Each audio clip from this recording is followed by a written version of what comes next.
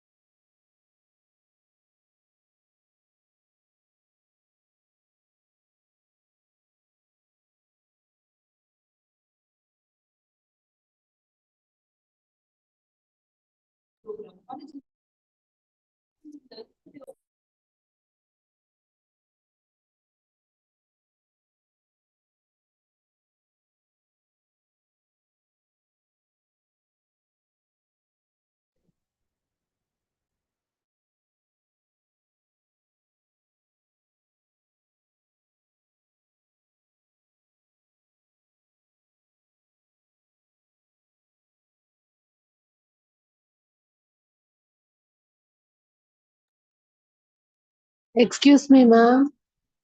Your voice is not audible.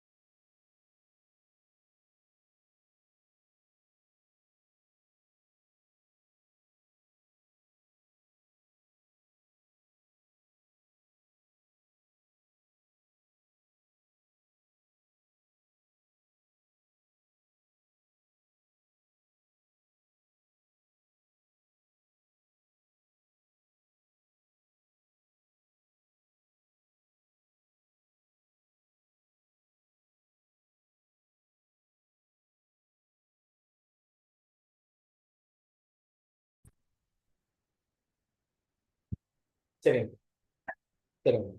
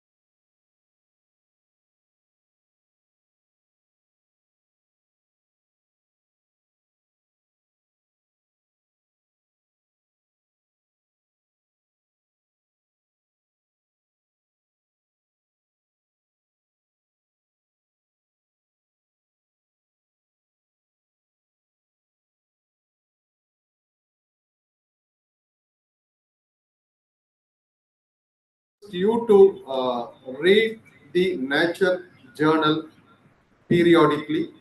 So because whatever the advanced research happening nook and corner, the paper was published in the Nature journal. So once if you go through that, you can able to know what type of research is happening the entire world. We could not able to imagine such kind of research and research publication is happening. So everything, the one point is clear. Everything, all the researchers, all the scientists, so they are working towards the only one objective. So that is the human well-being.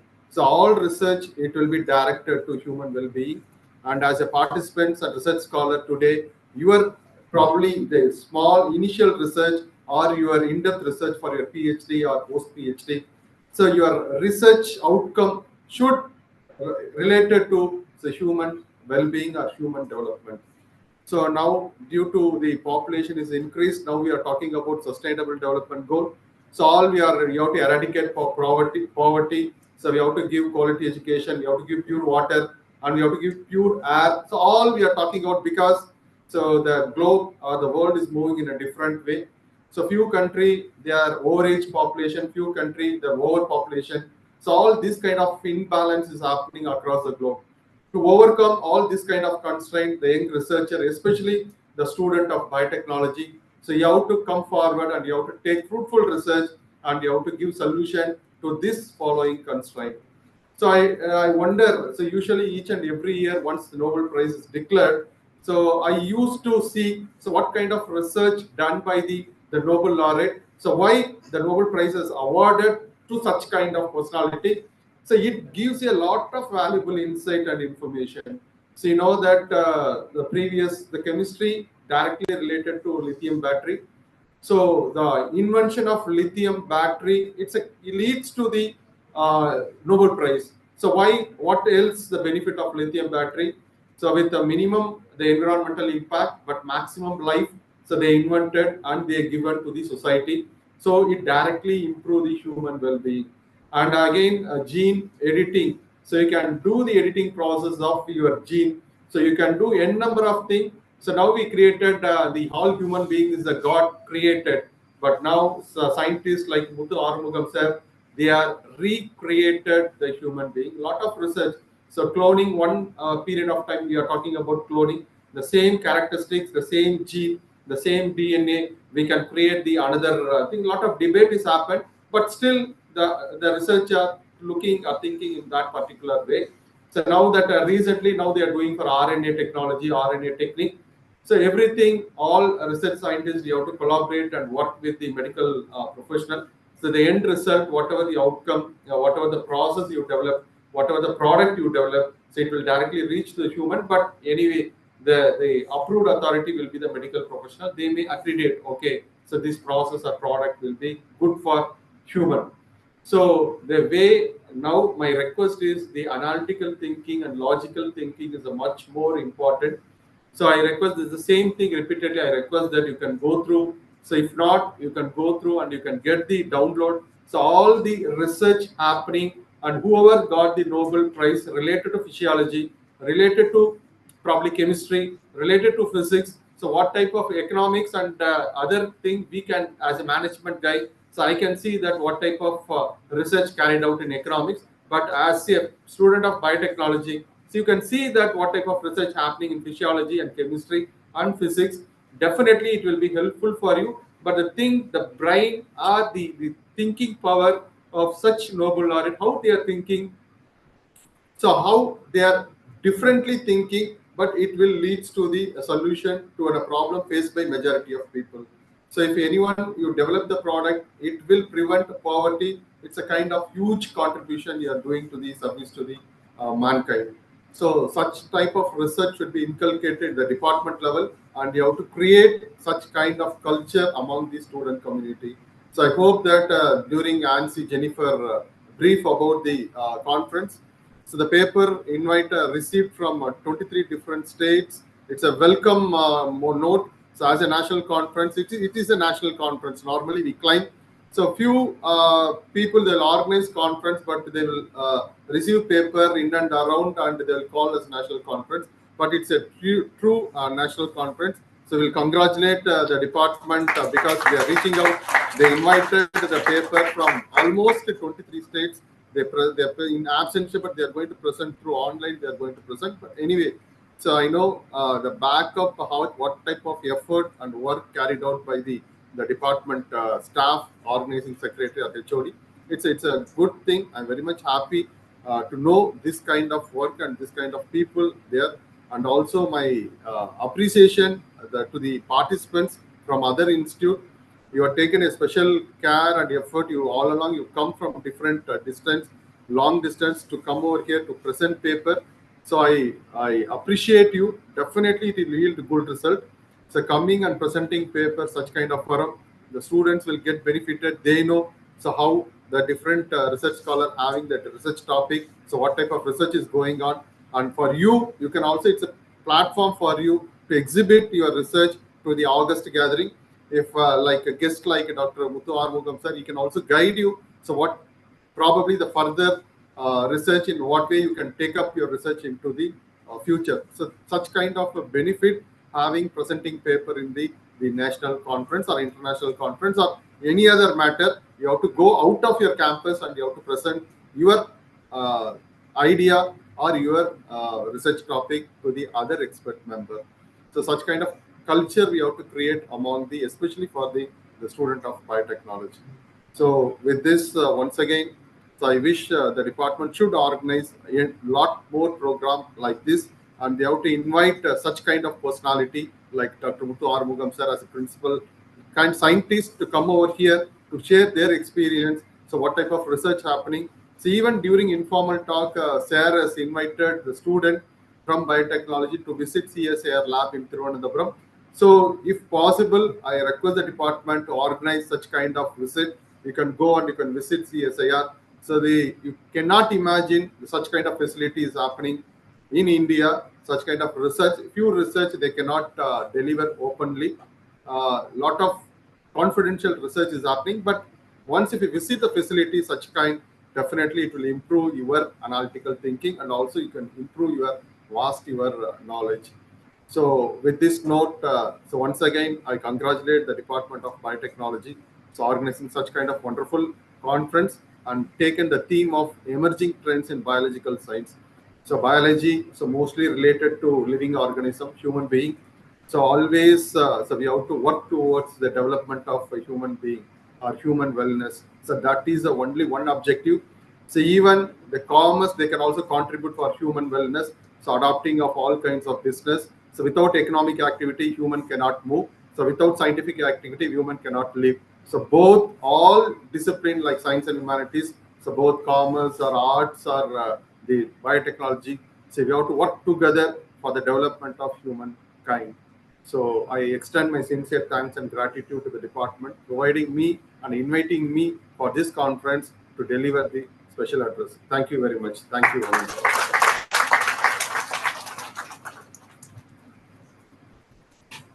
Thank you, sir, for your encouraging words on research in healthcare. We will definitely do our best, sir. I now invite our chief guest, Dr. Muthu Arumugam, sir, to deliver the inaugural address.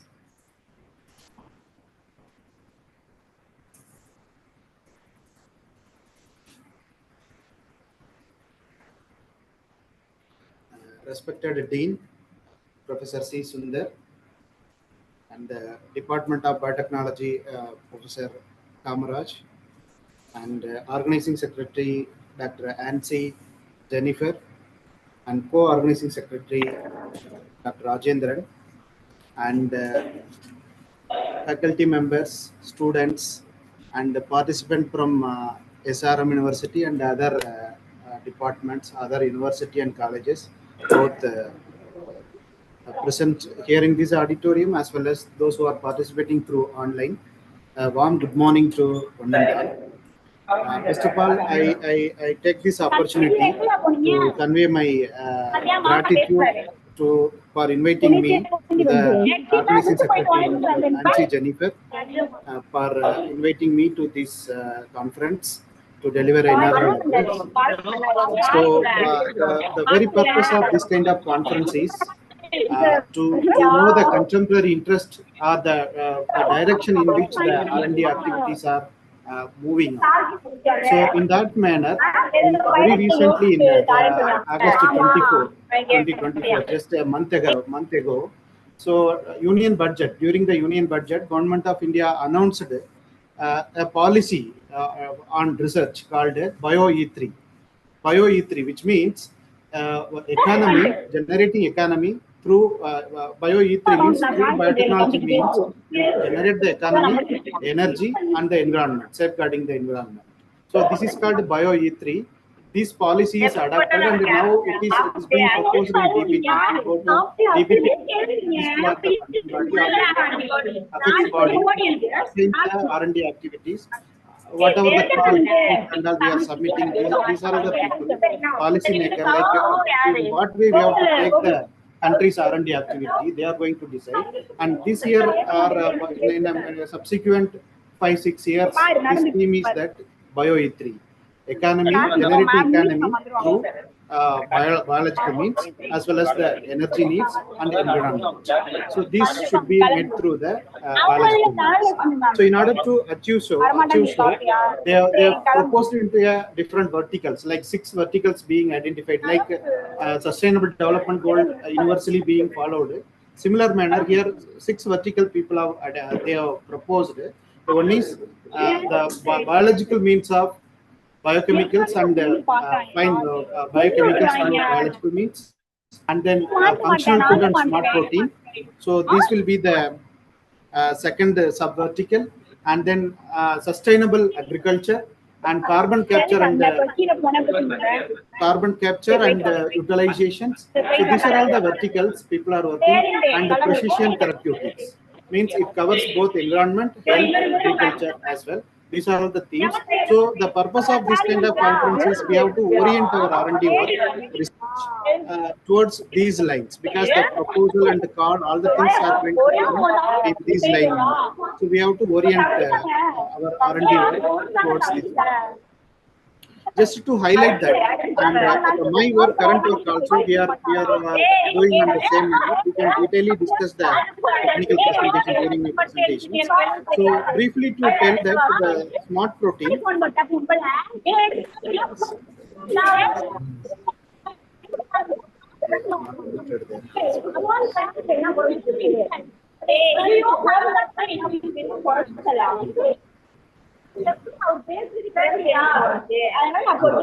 So something called functional protein and functional foods and smart proteins. This is also one of the vertical. So functional food. Food we know all the what we are having. There is something called functional food, vitamins, minerals, or selenoproteins. Like that, these are all the functional food, which is required. We cannot. It needs to be supplemented because we cannot synthesize in our body. Other one is smart proteins. Smart protein means protein all everybody knows, but something called smart protein is emerging now. Reason being that the WHO, World Health Organizations, predicted that the current 2040 the meat consumption going to increase to the current consumption to up to 850%. The WHO through the mapping, especially in our India, it's being increasing that much high. In order to meet that 80-50% over the growing populations, so we need to, how we are going to meet, just terrestrial croplands alone may not sufficient. So therefore, the concept of smart protein is coming, like microalga, the one which we are working, like selenoprotein and all single cell protein, all the things through spirulina, single cell protein, all those things you might be aware about it. So through vegan route, it can come from the either fermentation route or the protein from plant sources, plant and microalga sources, or it can come from the whole biomass can be consumed. In that way only, we have enriched with the selenoprotein and many other therapeutically important protein like picoerythrin, picosinin. These are all the pigmented protein complex having a lot of therapeutic applications. So in this way, it is very well aptly connected with the current theme of the conference. Like I will be talking about the selenium fortified microalgal biomass. Directly it can be consumed, and for which we have done valid animal model, all the things. So all those things detailedly I will present in my technical presentations. So with this note, I once again take this opportunity to thank the organizing secretary and the management for giving me this opportunity. And I wish all of you have a proper interactions. You can have professional networking among your other student fraternity from different R&D institute and the universities. And the faculty member also can update. The purpose of conference is that every time we may not get the opportunity to read the periodicals nowadays, activity and other things. We may not read periodicals, going to library and all becoming not possible. So this kind of conference, at least some word like biomanufacturing and biofoundry is the concept for that B3. Biomanufacturing means you have to manufacture everything through biological means. Why? Because if you are going through other electronic waste, you know how much electronic waste being accumulated. E-waste is the biggest challenge. Once e-waste is there, the leaching, even drinking water is having high amount of contaminations, heavy metals, all the things. So if you cut short that one, if you are having biological means, everything like sustainable, eco-friendly, and environmentally very safe. So if you are doing that one, all this problem can be automatically will be sorted out in a years to come. So that is why the bioeconomy and biofoundry will lead the green initiative by Government of India. So this will be our focus time. All our R&D work like CSR lab like us, they are all assigned that the thematic area should be aligned to the national important initiative. So with this note, I wish all of you that the event will be fruitful and you will be going with some take-home message like biomanufacturing. Be a biological researcher, experimental biology student and faculty members.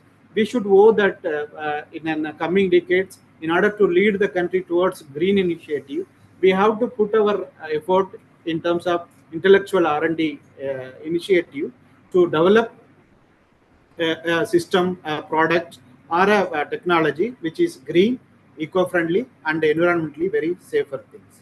So with this, I thank you everyone for this conference and the management.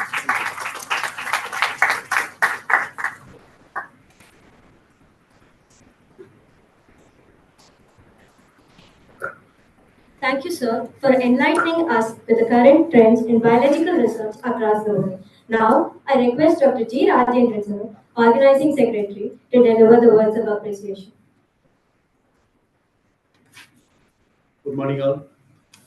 First of all, our most sincere thanks to the God for making this day a wonderful with the NCETBS 2024 event, a grand successful one. We wholeheartedly thanks to our today chief guest and invited speaker, Dr. Muthu Arumugam, Principal Scientist and Associate Professor, Division of Microbial Process and Technology, CSIR National Institute for Interdisciplinary Science and Technology, Thiruvananthapuram, Kerala, for accepting our invitation and delivering and sharing the innovative inaugural address in the forum. We convey deep regards and hearty thanks to our respected Dean Sir for his energetic special address in the inaugural function. Our heartfelt thanks to our HOD Sir for his vibrant welcome address. Our sincere thanks to HODs, program coordinators, and faculties from our sister departments for your presence and felicitation of this inaugural function. On behalf of our department and the organizing committee members of NCETBS 2024, we welcome and thanks to all the participants from various states of the nation for your registration and active participation. Our sincere thanks to our department students for your voluntary and active participation and felicitation of this function. As a coordinator of NCETBS 2024, I extend my gratitude for the participant contribution and making a grand success of this conference. Thank you.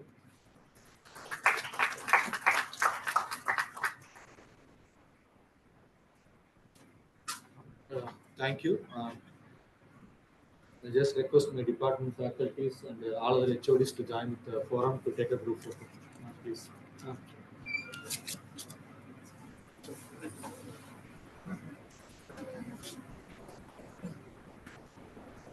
Participants are requested to be seated for 5 minutes until the dignitaries leave from the forum. Once the faculty group photo has been over, we will take a group photo along with the students. You just be seated in the seat itself. Kevin, stop leading.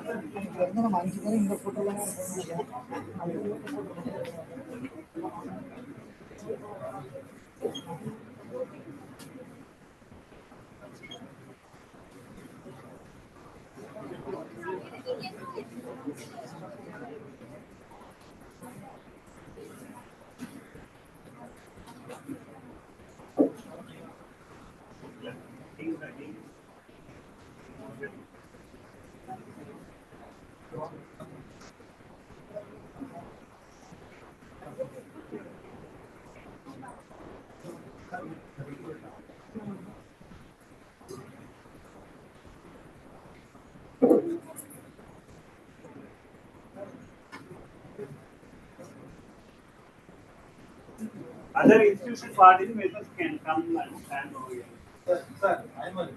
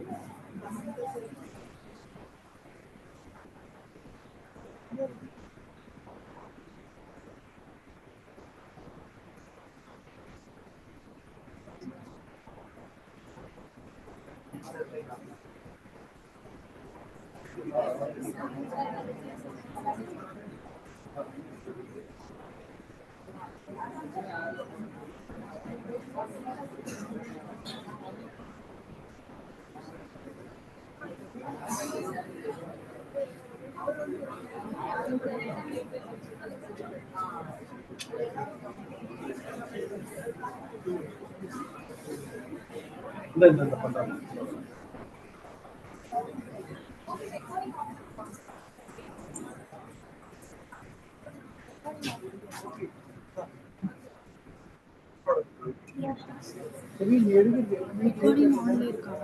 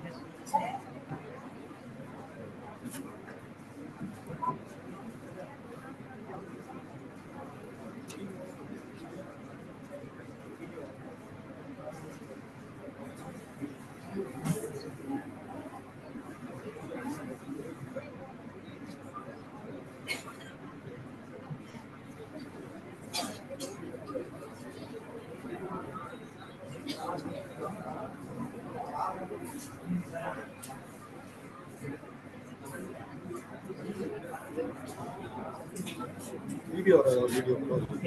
Okay, welcome you all for the plenary session one. I request Muthu Arumugam sir to deliver his special invite on this national conference. Sir, please.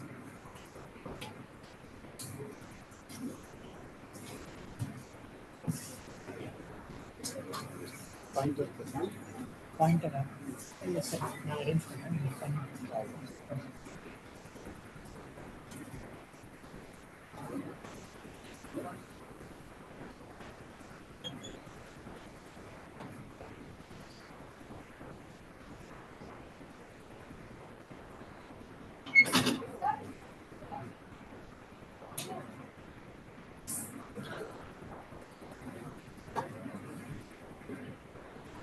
We'll start, ma'am.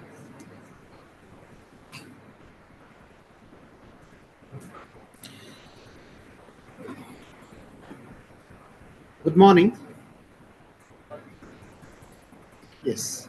So today I will be discussing some of my activities. One of my activities past 5-6 years, which we have carried out in my laboratory, which is Algal Biotechnology Research Group at NIST, CSIR, National Institute for Interdisciplinary Science and Technology, which I titled as a which is a selenoproteins.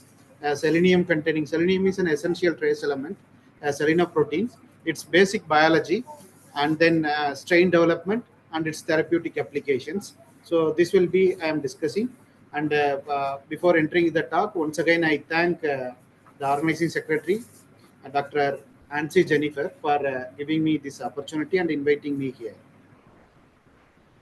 I hope my slides are visible for the people, those who have joined through online as well. Right. So the overview of my presentation is, like as I told you, that the selenoprotein basic biochemistry will be discussed a couple of slides, maybe per next 5-10 minutes, followed by its toxicity and therapeutic applications. And then because any product, if you are developing, which needs to be translated into a product, we work for a CSAR. CSAR needs something, a product, a patent oriented R&D innovative ideas, which essentially translate into a product. So those product, whatever we developed, it needs to be undergo a proper regulatory aspect, like toxicity studies, bioavailability, and then production and other immunological parameters. And once it is done, we also formulated organic selenium in nano formulations. So all those details we will be discussing in the subsequent slides.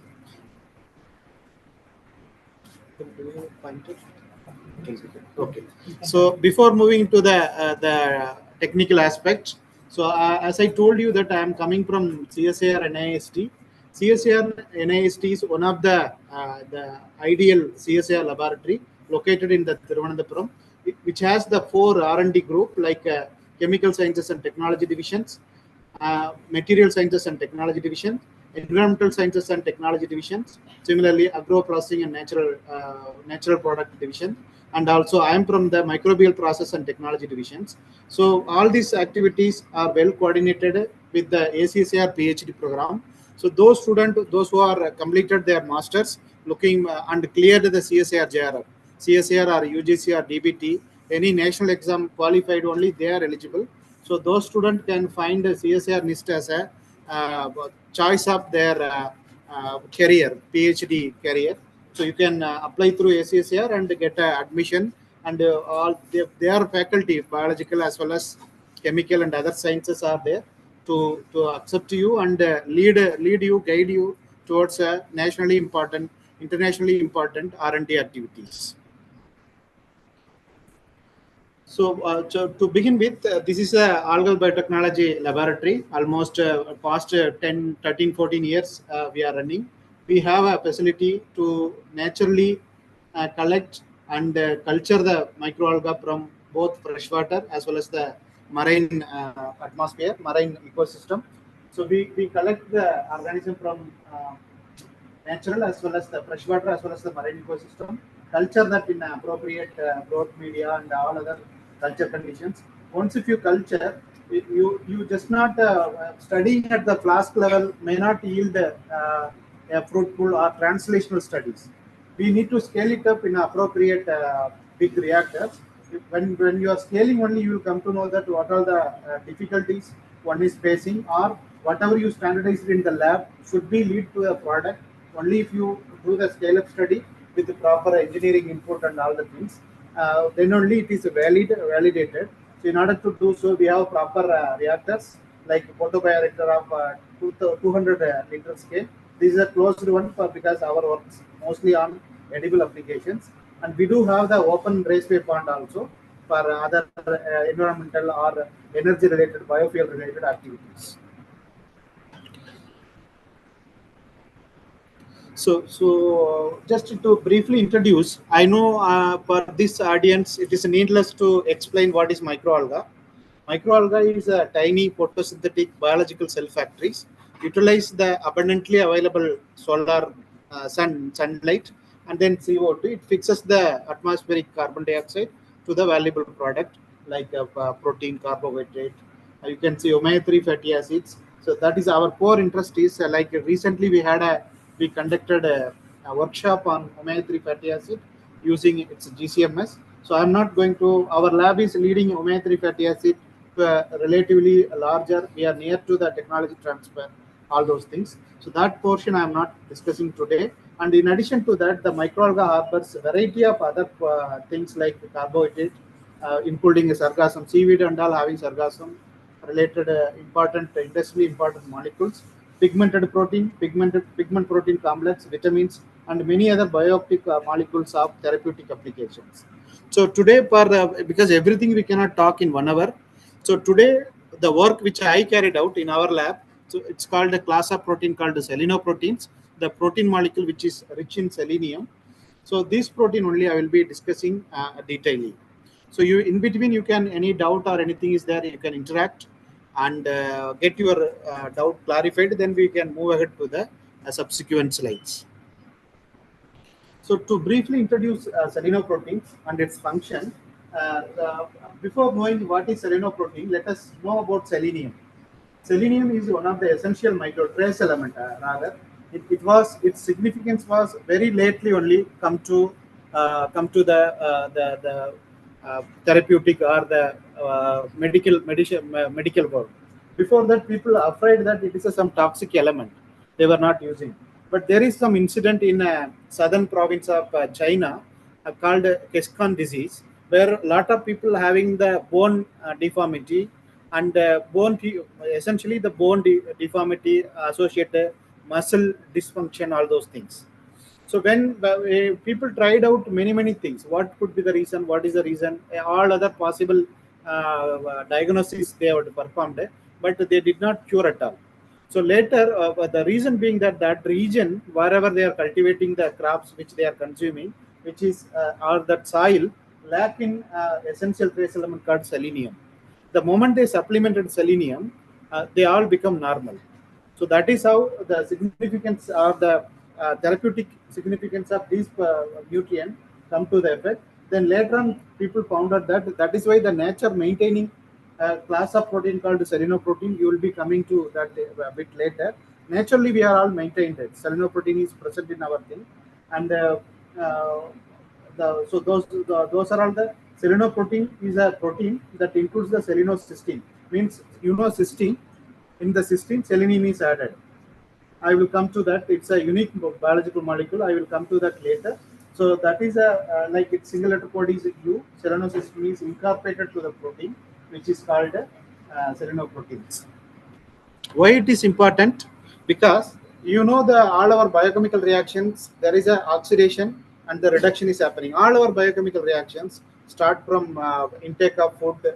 All our biochemical reactions are goes with the oxidation and reduction. Oxidation is through the oxidized condition, if the reductant molecule will get the gain of electron, and if the reduced form is energetically stable, and it is performing all the biochemical activities within our body. So in order to, while doing so, there is an imbalance due to disease conditions or malnourished conditions or any physiopathological conditions. There is an imbalance between these redox reactions, means the oxidation reduction, these homeostasis not maintained properly, or any like cancer, or recently we found out liver fibrosis. At that condition, the RAS or the reactive oxygen species is elevated to the biologically or physiologically high amount being elevated. That leads to, that is one of the hallmark of the liver fibrosis. So at that time, the homeostasis of these oxidation reduction or the redox homeostasis is not maintained properly. So in order to maintain the redox homeostasis only, these selenoproteins are essential. I hope what is selenium and what is selenoproteins and why it is important being clarified. If you have any doubt, we can clarify. So to make it more properly, like these selenoproteins, many family of selenoproteins are there. I will be explaining a little while. So it is involved with the primary key function of these selenoproteins are antioxidant defense systems. And with whatever goes in the redox imbalance is happening, the primary defense system which activates is the antioxidant defense system, that is essentially taken care by the selenoprotein. Although we have the SOD, catalases, all other enzyme and non-enzyme based like vitamin C, all those things are there. But again, these selenoproteins are associated with the disease forming or physiopathological conditions are very important or essential diseases. And then it also involves with the reproductive health, immune system, and thyroid hormone metabolism also. Selenoproteins having key functions. So these are all the main selenoproteins like glutathione peroxidases, thioredoxin reductases. Similarly, a group of a dozen of selenoproteins, many things are there, and we work with the selenoprotein T, which is the first time in microorganism system we decoded and find this all these selenoprotein synthesis machinery, all those. And while I am discussing that, you will also find that why this molecule is very important. Yeah, this is a selenoprotein T called a cell T, which we characterized, and this only I will be discussing in detail for the next couple of minutes. Okay, so you all know that any gene, whenever it is expressing, means a gene needs to be transcribed into a respective RNA. From the RNA, it needs to be translated into a proteins. All of you know, and in order to do so, there will be a start codon. Most often it is a methionine, and there is a stop codon also. Like three stop codons we know, PAG, and in RNA UAG, UGA, UAA. These are the stop codons. But if you see that GGA or UGA also one of the stop codons as per our genetic code. But in frame it is being given UGA. If at all in a regular normal system, if any time this kind of situation occurs, the translation machinery will be running, and whenever it sees that it's a signal to stop, right? The protein translation machinery will sense us that there is a signal to stop the protein synthesis machinery. It will start, immediately will be recruited, and all other termination, everything will be maturation, all those things will happen. It will terminate the protein synthesis of that state. But here, I told you it's a unique molecule because it won't stop there. Although it is a stop codon, it won't stop there. Rather, it recruits the specific RNA called CELT, means selenocysteine specific RNA will be recruited and adds the selenocysteine there. Selenocysteine means the single antibody group will be added to that, and then it will continue the protein. How it knows? In what way in microorganism system is in plant the selenoprotein synthesis machinery is not present. It is present in the algae only. Algae, fungus, and bacteria, and human, all those things are there. But plant kingdom lacks this Sekis means selenocysteine insertion sequence machinery. So that is why it's becoming interesting. And let me tell you that how it knows that when not to stop. I told you there is a stop signal, but it is not stopping there, rather continuing. How it knows is interesting to address. As a researcher, we took that problem and we found the reason and the machinery to answer those questions.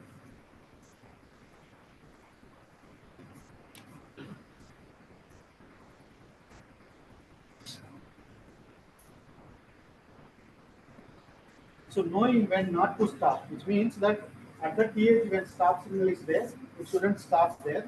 In order to do so, towards the 3' end. Can I have that pointer is there, ma'am? Not there. So I can use this cursor. Okay, or else I will explain here. So you know there is the polarity D is made up of this is the 5' and that is the 3'. So 5 to 3'. So the 3' untranslation. You can see a apple-like structure which is called a Sekis element. So towards that the 3' end, there is a specific structural being recognized that is called a Sekis element or Sekis machinery, selenocysteine insertion machinery. Whenever the protein translation machinery runs through in the RNA, when towards the 3' UTR, if whenever it senses the signal, it that gives that recruits the Sekis element binding protein. So that protein only decides that I should not stop here, rather I should bring the specific tRNA, which is specific to the selenocysteine. So you can see that there is a Sekis element there towards 3' UTR, and then it Sekis binding protein is being recruited, and that decides instead of stopping there, it brings the specific tRNA, which is exclusively incorporate the selenocysteine to the place where it is otherwise recognized as a stop codon. Okay, is that clear? Yeah, this is the classical genetic code. You know the stop codon, all the things, and instead of stopping here, it brings the selenocysteine, for which the Sekis element is very essential. So using this, we have decoded, because these are the selenoprotein which we are talking is comes from the one freshwater algae like Semidesmus quadricoda. There is another algae called Nanochloropsis oceanica, which is nutritionally important, and it's a edible grass status organism. So we have validated in these two ecologically different origin. One is from originating from freshwater, the other one is from marine ecosystem. Both will be find out that it has so many introns and exons, and then you can see that towards the 3' nuclear there is a Sekis element that is of 94 base pair. How much the length and what is its sequences, everything we mapped, and there is a intergenic between the selenoprotein P and the this Sekis element. There is a intergenic region of around 163 base pair being present. So now you can relate that whatever the Sekis element is there, which is of 94 base pair, those sequences we validated, and the specific tRNA to the selenoprotein T also we have mapped, and we will be saying in the subsequent slides. And this work is published in Biotechnology and Applied Biochemistry. And I told you that there is a two protein, both of them. One is Nanochloropsis oceanica, other one is Semidesmus quadricoda. In both manner we found there is a difference of intron and exons. You can very well found. This organism was at that time, it was unannounced, means it is not sequenced well. The genetic information we do not know. Therefore, we went ahead to the whole genome sequencing. From there, we decoded the selenoprotein T as well as its associated machinery as well. Yeah. So what are those Sekis element associated machinery? It is having specific tRNA for selenocysteine, and sterile tRNA synthase enzyme is required, phosphoryl tRNA kinase is required, and selenoprotein selenophosphate synthase protein is required. So all these things are mapped, and those are all the machinery which is there in the towards 3' UTR to regulate the Sekis element, not to stop at the stop codon, rather it recruit the specific selenoprotein T, selenocysteine. Okay, so in order to do so, how many machineries are there required? You might be now realizing that, right? So that is what we found out, and this is already known. The similar counterpart in microalgae is these are the genes which were presently not known. We mapped that one, and all the gene ID, everything presented properly. These sequence being deposited into the NCBI database, and for the microalgal selenoproteins, our lab is the one of the authorized lab to validate this selenoprotein T and its selenoprotein in microalga. Yes. So I told you that the Sekis element of 94 base pair in Semidesmus quadricoda, and when you map using the appropriate scan RNA is the software which we used. This is the structure being present, and whatever structure present in the two organisms like Nanochloropsis oceanica and Semidesmus quadricoda, this we cross verified with the other algae, including human as well. There is a similarity, and these all the things are a little unique in its structure. And the specific tRNA, I told you there is a specific every protein translation machinery. There is a all 20 amino acids having the RNA, right? tRNA you might be knowing. So for this is the specific tRNA in algal system, which we characterized for the first time, which present the tRNA specific to the selenocysteine. Is that clear, ma? Any doubt? Yes.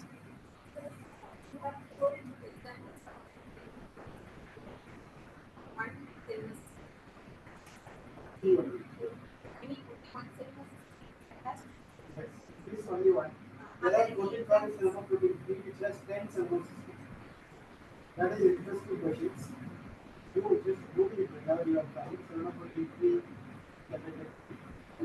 It's very relevant. Very relevant. And it has 10 selenocysteine. That is how it is attached. So the group that is formed Same manner. For that also regulatory development is one only. It's not that 10 57 it is one only. Like promoter, one promoter is there, which is a regulatory element. It drives the execution of the chief. Similar manner, this is there on the other side, and it is that. It's regulates that not to stop there, rather it reports the protein, it is sliding protein, which in turn lets the specific PRN, it will come and that PRN will be added, then the translation machinery will continue. I hope it's clear.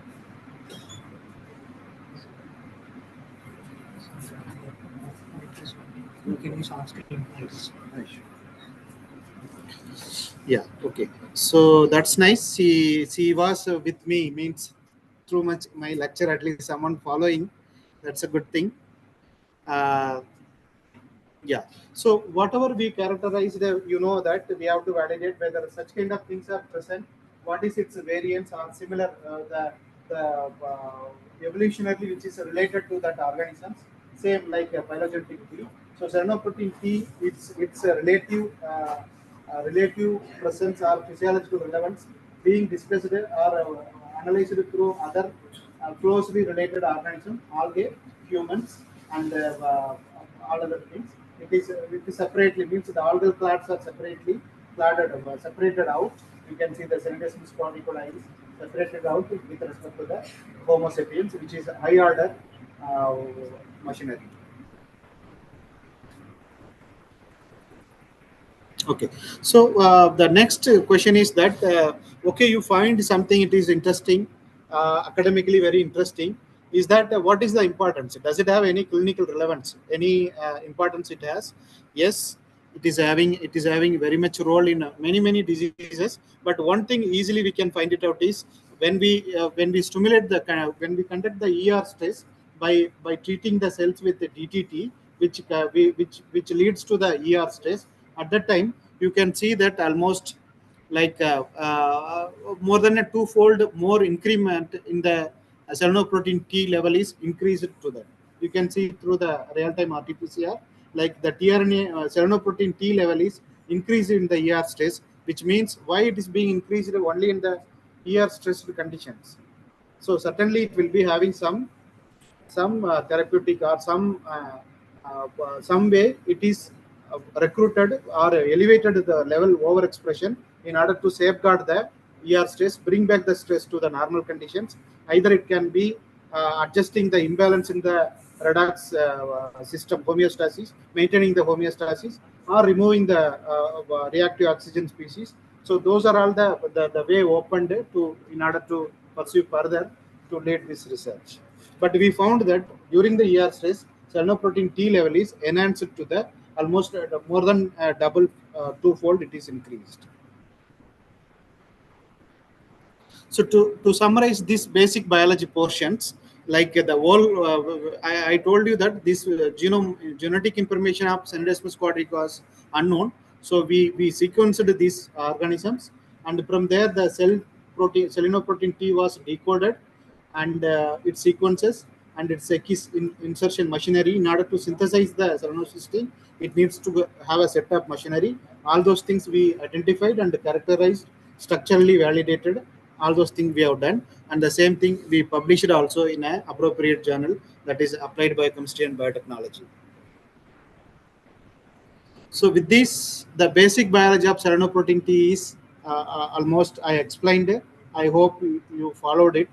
And next, like any research, any basic biology you can do for academic lab, you can have a research paper and publications. But since we work for a CSIR is the industry relevant organization of high-end R&D work. So anything you have, some basic innovative knowledge you have, that needs to be translated into a product, or translational research, it needs to be translated to the commercially important molecules. In order to do so, this selenoprotein T also we made as a like these the seleniums are two things are there. I will be coming to the next slide. One is the inorganic form, other one is the organic form. The organic seleniums are less toxic and more bioavailable. So therefore, we developed a process, and wherein the organic conversion of selenocysteine is increased to almost 99%. That particular process is patented. We have patented that process, like the way in which we developed a process or developed a strain which can accumulate more amount of organic selenium. How much? To the tune of 99%. So why selenium is important? This is the RDA, means the recommended dietary allowances as per the WHO. We need to have, like, infant can have 15 milligram. Similarly, the carrying mother can go up to carrying and lactating mother can have 70 milligram. Normal adult 40 to 55 milligram is required in our daily dietary allowances. Therefore, it is essential. And this is not just to meet your mineral requirement, rather it is very basic molecule and involved with the physiopathological conditions of very important diseases, including cancer, thyroid, the reproductive health, immune system. Likewise, because the key function is it maintains the redox balance, and exclusive functions being detected, like ER stress, liver fibrosis, like that. It is essential molecule. In addition to meet its mineral requirement, it also involved in therapeutically important applications. So I told you the inorganic form is toxic and less bioavailable, whereas the organic form is more biofriendly. So how we developed this strain? So initially you can see that, yeah. So initially when we developed it, we given a sodium selenite, and at the time this particular strain took almost a prolonged lag. You know the growth phase, right? Lag, log, stationary, and death phase.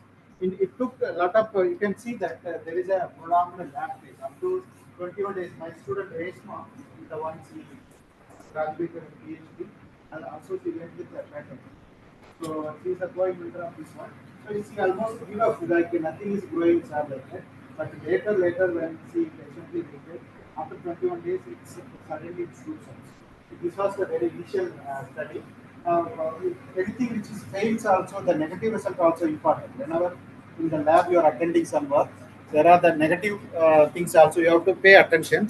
So initially it took a lot of time, and later on we through the adaptive evolutionary mechanism, through repeated over several generation of adaptive evolutions, and now we have a strain which can withstand. This is the, like, nanostar we are calling it. Is a Nanochloropsis oceanica, edible marine microalga. This particular strain we named as a nanostar, which can grow as good as the normal wild type with and which can adapt up to 1000 micromolar of sodium selenite. Means it taking the inorganic form and having all the machinery to convert this inorganic form into the organic form. That organic form only we are calling it as organic selenium source, which can be given for the therapeutic applications.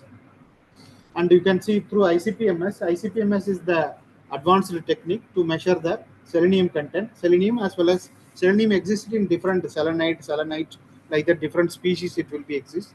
So all those things we can analyze here using ICP-MS. And this particular process we patented in India, US, PCT for entire European Union, Japan, as well as the Great Britain. Filed the patent. So if you develop any strain, you have to validate that does it have any adverse morphological changes. We went through the scanning electron micrograph. You can see that scanning electron micrograph, and there is not much morphological changes because 45 microgram only. We human itself this much adult, we are 50-60 kg according to our body weight only. This RDA being fixed. So we ourselves having 45 microgram only, but this is a very tiny microorganism. But it withstand up to 1000 micromolar, which corresponds to almost 400 microgram.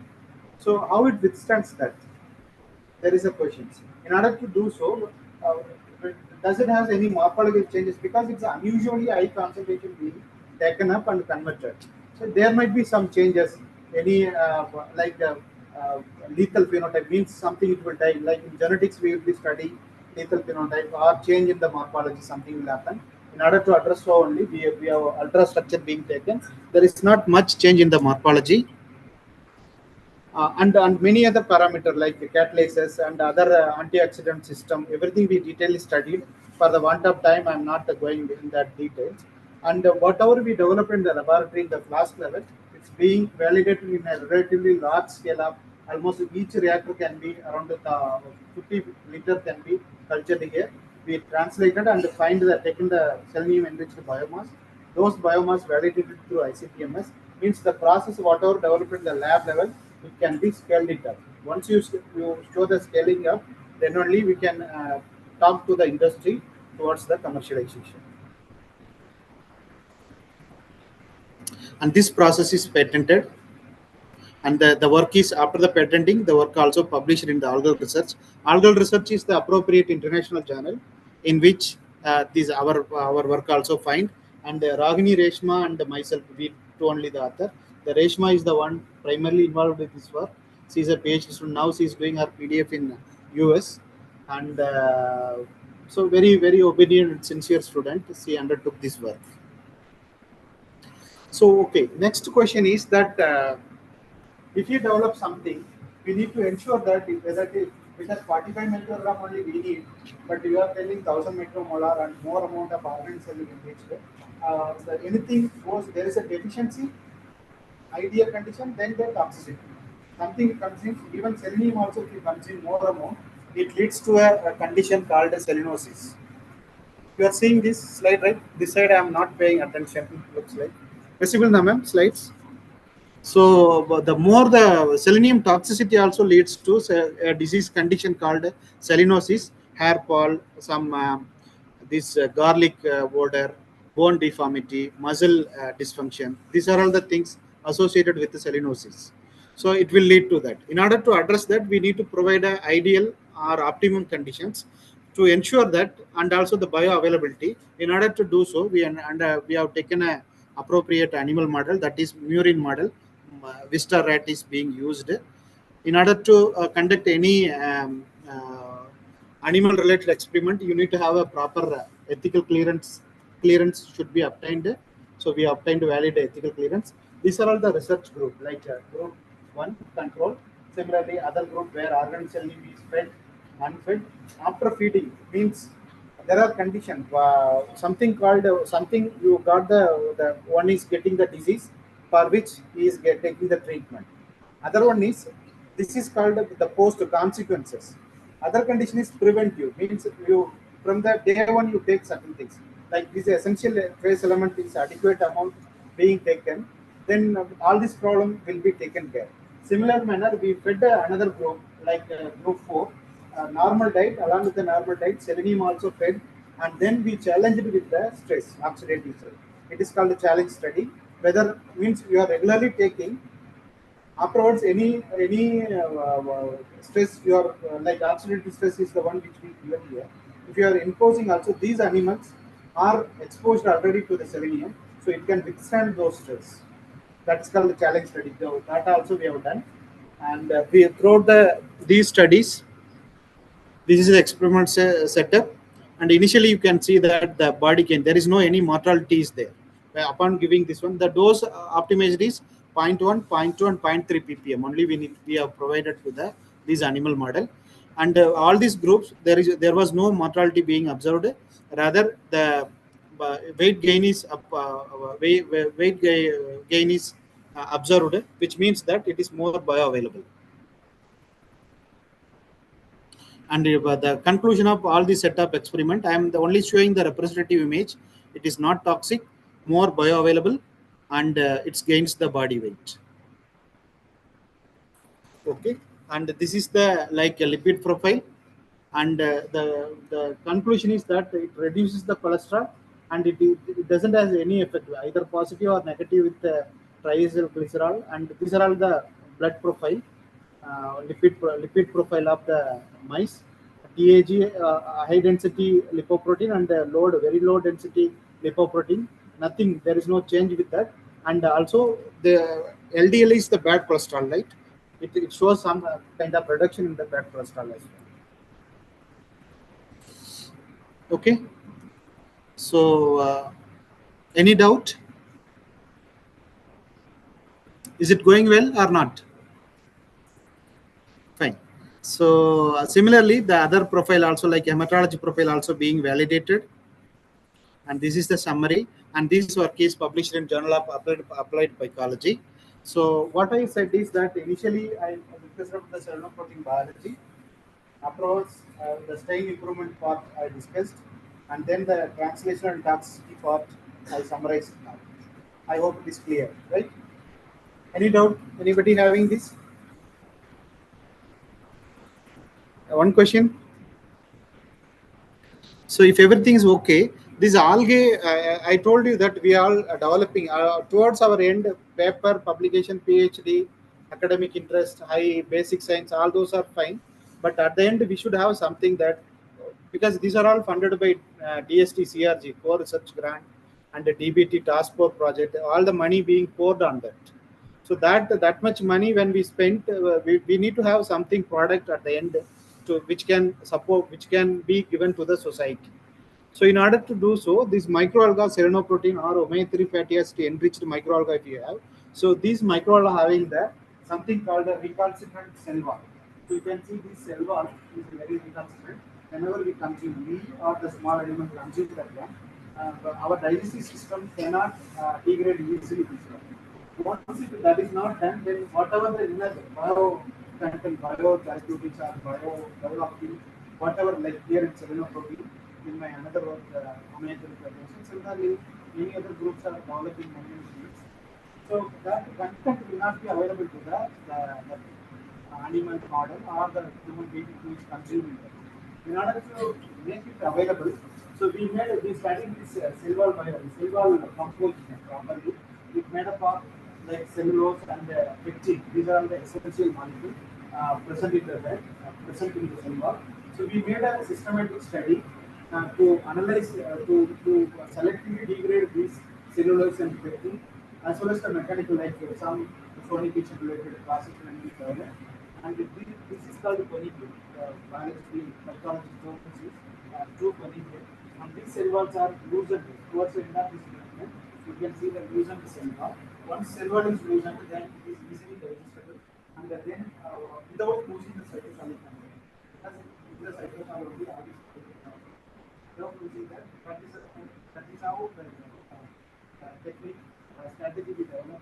Selectively degrade the cell wall without losing the inner cytosolic content. And properly we validated. It's a big experiment, one chapter rather. So, but without taking much time, I conclude that we, after enriching and developing a product, we also developed a system to selectively degrade the recalcitrant cell wall. Thereby, whatever the content like selenoprotein which we enriched can be available, made available to the biologically available to the human being or the animal model. Because the another project now, my DBT task force project which we are taking is, this can be used as a aquaculture or a poultry feed also. To the standard feed, 1% if you mix, then it has a lot of beneficiary effect. So that is why to have the aquaculture or poultry feed also, you need to process these things and give, then only after consuming the fish or the bird layer or a broiler bird can get this selenocysteine enriched biomass. So this work also published well. And next, almost I come to the last part of my talk. I hope I am not bored you, right? So this is another 2-3 minutes. We can conclude. So these any like selenium also, it's a non-metal nutrient. So we made a nano formulation. Nowadays, a nano formulation is more preferred. Why? Because the surface area is more and biologically more active. So we made here you can see this is the nano selenium. After some conditions, there is a color change here, which we know that it is a selenium is converted into the nano selenium. How we know? Properly using various analytical technique, and the size also, it is almost 100 to 120 nanometer. And in order to these selenoparticle, any nanoparticle which you synthesize should check for its stability, right? We need to have a stable nanoparticle, not just like that thing. It just size reduction is not a nanobiotechnology. People should understand. I've made some bigger size being made into small piece, and this is not a nanoparticle. Nanoparticle has some specific characteristics that we need to validate it one. And what we made is properly by checking the zeta potential, its charge being analyzed around minus 30, 32. So it is a stable nanoparticle. And using the TEM and EDAX energy, EDAX spectra also, you can see that it is stable, and nanoparticle of around 100 to 140 nanometer in size, it is there. And this is the AFM. AFM will tell the surface morphology. And it is very important because this nanoparticle we are synthesizing using the microalga. What is that? Centrosmus quadricola or Nanofluoropsis oceanica. This Nanofluoropsis oceanica having many other nutrient. In the beginning of my presentation, I explained to you. So this nanoparticle is functionalized with some of the ingredient present in the microalga. So therefore, here that nanoparticle is there, something called core shell or a core shell nanoparticle you might be aware about. Core will be there. There is over that cell will be there. So these, when you are talking about two dimensions, one is core, other is cell, you need to study the surface morphology, because it is not one, it is a together. In order to do so, the AFM is the appropriate analytical technique, atomic fluorescence microscope, and you can see, and energy, these are all the validating. It study the nanometric resolution, surface morphology at nanometric resolutions. We have validated this. And I told you that from the these algae, some other particle is stabilizing that. In addition to whatever the benefit you get from the selenium, in addition to that, you will also get a benefit from the algal thing, which is acting as a bioreactant to convert this selenium to selenium nanoparticle. That is what is that you want to understand. So we taken whatever the cover over the shell portion of the nanoparticle, both algal extract and this after the nanoparticle synthesis, that extract, and we found that there are some proteins being present there. It could be a small peptide or a proteins. So when we run the SPS scale, we could see that one. What is that and how it is important? All those things we will be taking in the next level. But there are some protein present that is validated through FAR also. The protein related wave number or peaks are peaking there.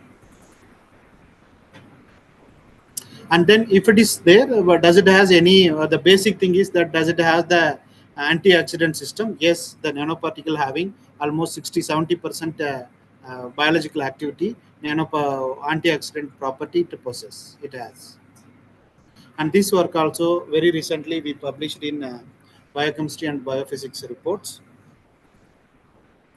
So to almost we come to an end conclusions, like we have the very well validated basic biology, and then the strain improvement, and once you improve it, we also studied the toxicity, and everything is there. Industry want a package, not one thing. I have one, he has one.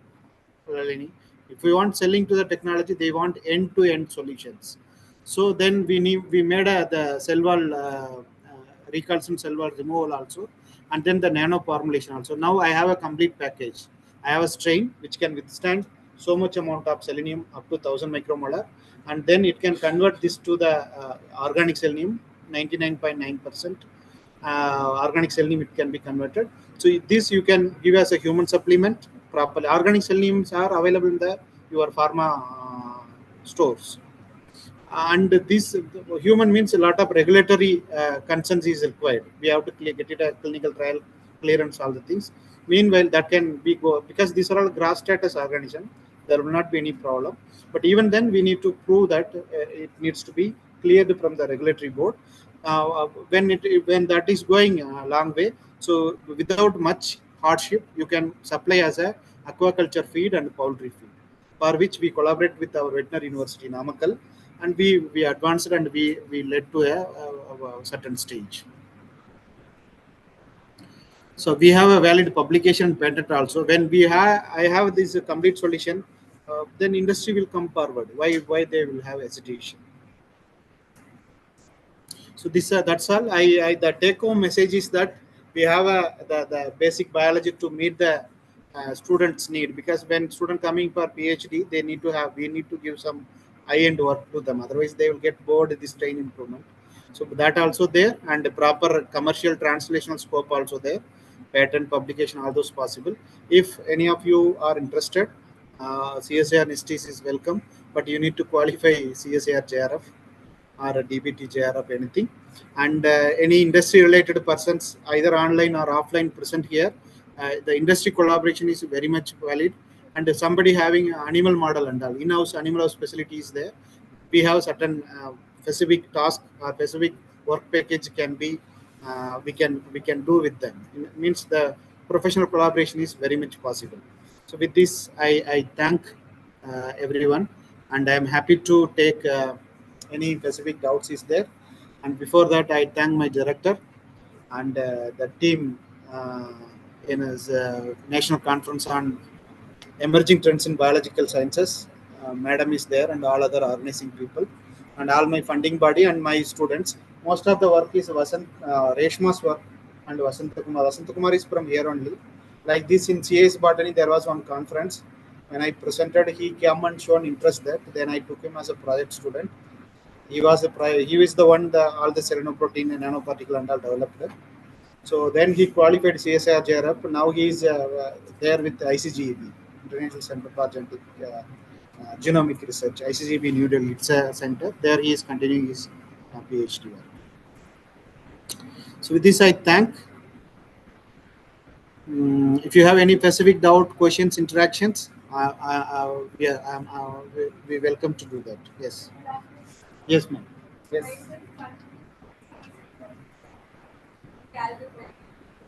From where?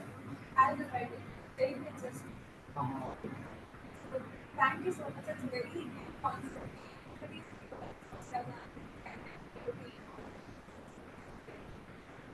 question is, Yes. is generated in medium range. Correct. So that the algae will be grown in that medium that is enriched with 1,000 people of sodium. And then by 21st day or 22nd day, we are finding that the algae is getting enriched with organic. That was the initial development stage. Now we developed the process wherein it can grow from day one onwards. Like a strain one, Yes. and then this algae eating under solution. My question is, may I know how it is evaluated? Like how are we evaluating? Yes. Anything is like that by using UV spectrum. That's a May I good know question. what the actual is? What we done is that the first thing is that if you normal organism, nanofluorescence or any other algae, if you put into 1,000 micromolar, it will not grow. But whereas the strain which we developed is growing on that. That is the first indication that it has some adaptive evolution. That is why it can withstand. And for which we made almost more than a year, we were with that alga, and we are understanding its physiology, growth characteristics. Quite often, growth parameters being measured, all those things, etc. And the concluding or the confirmative analysis that from this biomass, whatever we developed, when we run through the ICPMS, we find that the enhanced amount of organic silicon. ICPMS, inductive coupled plasma mass spectrometry. It's ICPMS. Mass spectrometry. Through that only we validated that this organic saline is there, and that is up to 99.9%. The safer side we call it as a 99%. So the doctors, type of studies, we say like the whole algae biomass is belong to the. I know the formulation of how this algae is and another thing is how is the adaptability. A lot of times when we work, when we like one thing that is one drawback with the algae, be it freezing food or microalgae is that in poultry or mice will not have like they'll not be acceptable to the microalgae or macroalgae. How is that the lab got accustomed to that? That's right. If you give the algal biomass as such, what you said is correct. You won't take that. It's not that much palatable. Palatable. And sensory taste, but it's a nutritionally very good, but it won't take. And some algae odor, for which the deodorization also we have done. That is a different story. And but how we give is the standard feed is there. Standard feed to select kind of the mice we will be having that. So to that standard feed, we just made that pellet into a powder. To the powder, appropriate concentration of this is being mixed. For example, 1 kg meat, this will come 0.1, 0.2, 0.3. These three concentration only, ppm concentration only we check that. The further we given the entire algal biomass, the nanostar biomass, mixed in a way that the final concentration to the 1 kg will come 0.1, 0.2, 0.3. So in a 1 kg, this will be 2 milligram only. So it's in that case, like salt you are eating. While eating salt, unknowingly you are consuming. What is that we are consuming? Iodine as well we are consuming. Why? That will take care of all our thyroid and all. Similar manner, it is taking the standard feed. In addition to that, without knowing it, it takes the cell. That is how the formulation being made. But the cellular modification is very good. It's a lot of times. That is published in Planta. Getting a paper in Planta is not so easy. People, those who are little bit towards that side, they will understand that the Planta paper is, that is why she is in university. It is a very innovative. A lot of times we lyse the cell wall, we take it out, and then we try to like If you take out of the cells, then that will stability of these things, oxidative it will work on stability. stability. It's a very innovative and Unless you understand that the core concept, that's the and thing. since I'm working in microbiology, one major drawback that we face, the toughest part is when harvest. You are right. Very right. So may I know how what filtration or flocculation No, is flocculent or the either flocculent or the what is the sedimentation things we cannot use here because that all operates through the charge implementation. Either to elevate the pH to higher side or bring down the pH. It's a pH extreme. 7, we are taking to either 9, 10 towards upper inlet or acidic range of 2, 3. If we either way, the cell lysis will happen. Once cell lysis happens, then that is not good. So what we do, since it's a edible applications, the end use is of something very important. We have the continuous dose centrifuge. That is my DBT plan. Second phase to the continuous dose centrifuge is there. In the entire 2 hours, we have the restarting pump to adjust the flow rate out. So it is safely being harvested, and that biomass only now carrying for it up to the collaboration with the Central District of ICA we are regularly engaged to biomass fields and they are conducting organic. So, why this problem nowadays some polymers are organic, but if you polymer is having some coating works, so that may lead to when you are feeding to the animal, that will lead to some toxicity. Therefore, for the big application, better to go in a controlled condition. Although the certifications are costly, but it's a continuous cost certificate, and then 2,200 liters will be in a less period of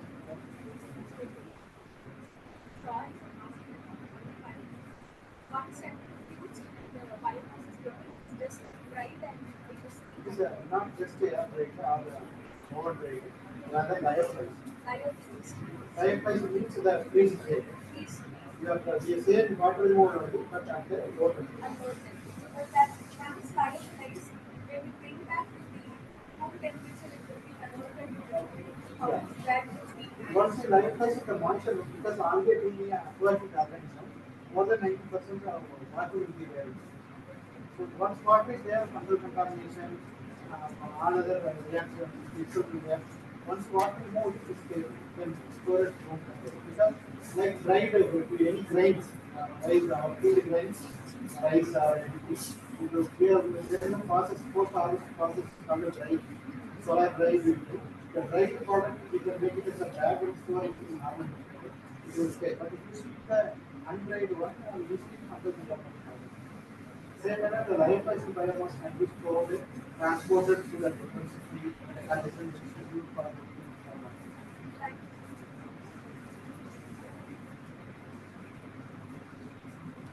any other doubt this side? Is that okay, ma? Clear?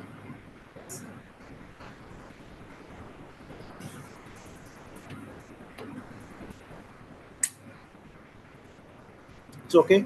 It goes well. You understood? Nice. Okay. If you don't mind, I will small things I will show you, which is very important. You can also think and lead your research in this aspect, or go to a related institute to carry out the work, which is in our. Ma'am, I'm late.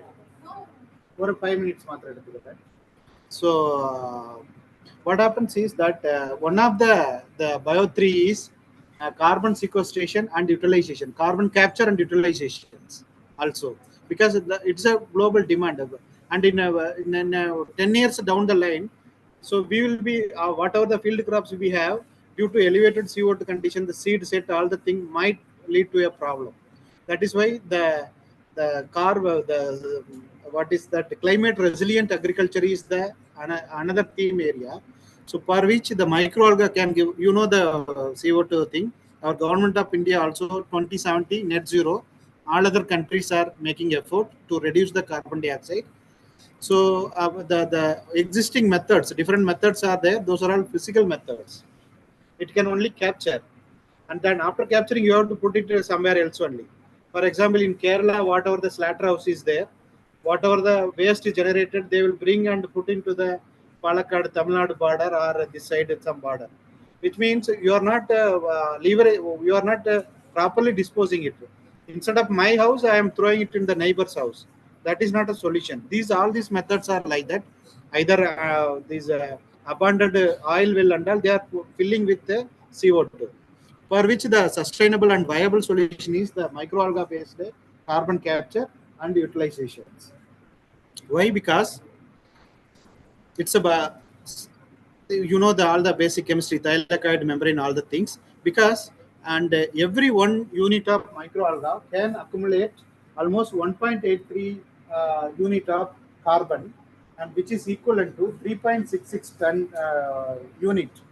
If it is a 1 ton of biomass, 1.8 ton of carbon, and that carbon is equivalent to 3.866 ton of CO2 sequestered from the atmosphere. That much potential it has. Not only capture, we can utilize this for the valuable product also. Therefore, we are promoting CO2 based things. This particular thing, a small thing we demonstrated. This is our honorable DG ma'am, Professor Madam Kalaichelvi, and this is my director, Dr. Ananda Ramakrishnan. So we demonstrated at CSAR Bharat Mandapam. Madam is very well appreciating the things, and then afterwards we made another reactor wherein all these parameters can be real-time monitored through something called IoT, Internet of Things. So we can monitor from sitting here. We can monitor what is the growth. And this has the sensor, like you can see here, sensors are here and here. It can measure the real-time atmospheric as well as the dissolved CO2 atmospheric oxygen. Because as an end result of CO2 uptake, intake, the oxygen being liberated, that is why I gave the Oxy Patra. Oxy Akshay Patra, Similarly, Oxy Patra, Madam appreciating the name is put like that. So oxypatra, it can reach pure air we can get at the same time, like this mosque. Let us say here we are almost close to 100 or 120 people are there. This level here, if you measure the CO2 level, if you go almost to, some close to 1,400 or more than 1,000 ppm CO2 will be there, because we all exhale the CO2. So such kind of unit we can place and unit, it will absorb the CO2, and that CO2 will be utilized to be the microalga for its photosynthesis, and as a result, or as a gratitude, it liberates pure oxygen, which we all can enjoy. There will be a day will come where all our now itself, Delhi and all polluted situation we could see, and then we will be going with the oxygen mask or other things. So in order to avoid that, this can be there. This similar unit, Coal India is there. Coal India thermal power plant fire the CO2. So we are going to deploy this kind of unit there to demonstrate that whatever the CO2 coming from the industry outlet can be channeled towards that. Not so easy, but a lot of gas composition like SOx, NOx, all those we need to analyze. But it can consume, and then the pure oxygen can be liberated. These are all the ways to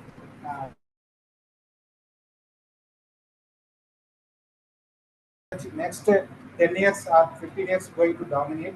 Anybody interested in R&D, you can go towards this side as well. Why interesting? All those things are there. We have a different something called carbon crediting, carbon trading or carbon crediting. Uh, like here, many industry are there. They don't have that much vegetation or forest cover. Rather, if you opt, you can become an entrepreneur also. If you have such kind of system, if you let us say 1 ton per biomass you are generating microalgal biomass per day, then that people will come to you, or to them you can show that in order to, you are releasing so much CO2, government going to put a levy high amount of fine or legislative mechanism going to come in the coming days. If you are running any industry, you need to have this much forest cover or vegetation, any trees or something. If you do not have, you have to balance with the carbon crediting. If I have some kind of setup like this, then I can sell my carbon trading, carbon credit. He will so much CO2 he is releasing, for which you buy this one. He has to pay money to us. Then it will be neutralized. So this manner it can be taken up. These are the predictions. Yeah, only few countries. These are the green are already net zero. They achieved a lot of red spots of Madagascar. All those things. We are also towards 2050 and 2070. We will also our government of India Niti Aayog also told that we will be leading to net zero, and the resulting product having lot of other utility. And this I presented in the Asia Pacific conference on Asia Pacific region in there is a country there we the meeting was held. We presented this because madam nominated me for this. Yeah, that's all. Thank you so much.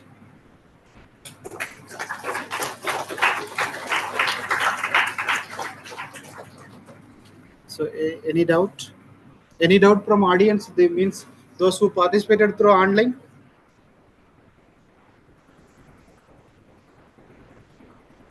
Ma'am, if you have any specific doubts, we can clarify. Otherwise, we can remove safely. அது copy பண்ணிட்டீங்களா direct pen டிரைவ்ல இருந்து எடுத்துட்டு பக்கத்துல இல்ல sir டைரக்டா அப்ப சேஃபா remove பண்ணிடுங்க. க்ளோஸ் ஆயிடுச்சு. Online participant. Yeah, any doubts? I hope people listened and my slides were visible. Now not, but throughout the talk. Any doubt? I think okay. If I hope that there is no doubt, so we are concluding. And thank you so much for your patient listening. If you have any doubt, I will leave my card and contact details to madam. You can contact anytime if you are interested. And there is one student also came, Nandana. I hope she is there or not. Some time back, she was there in my lab for some workshop. Please safely remove. I have another one. Open door. I will use that. Sure, sir. No problem. Yes, sir. Thank you, sir, for your valuable insights. Now I request all the outside participants to kindly come and collect your lunch coupon from the dais, and you can proceed for the lunch. The student coordinators outside will guide you to the food court. After a short lunch break, we'll be assembling here by 1:30 sharp. I repeat, we'll assemble here by 1:30 sharp to start your offline presentations. Thank you.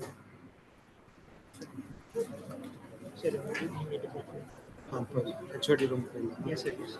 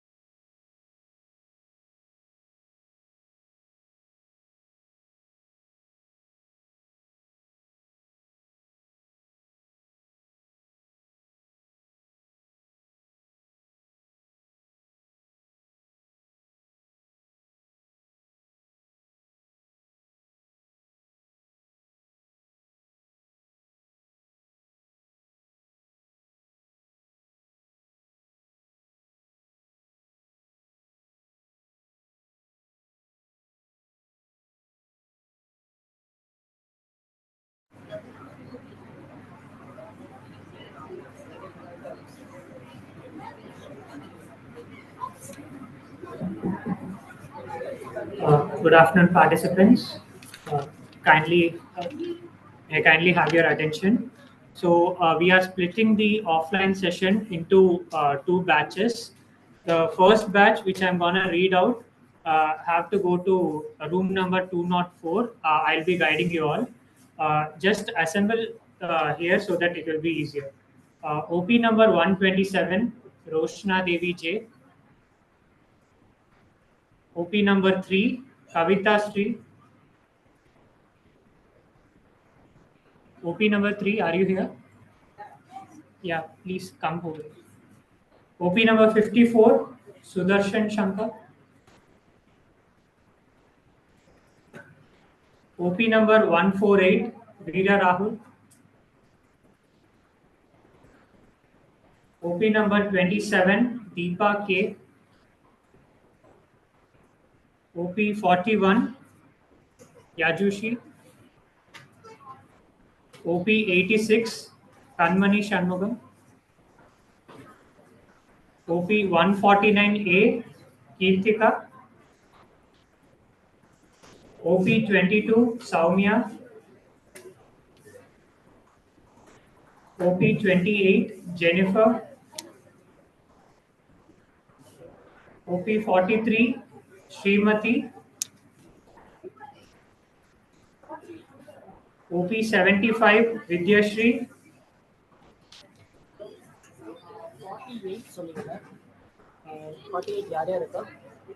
OP number 48. 148 in son. 48. Name? Srimati சொல்லுங்க last. Srimati Vijay Kumar. Srimati Vijay Kumar. Yes. OP number 75, Vidyashri. OP number 77, Amir Ashraf. OP number 86, Kanmani Shanmugam. OP 87, Tarunpal Singh.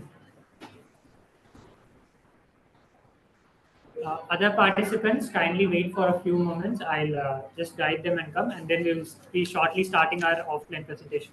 Thank you.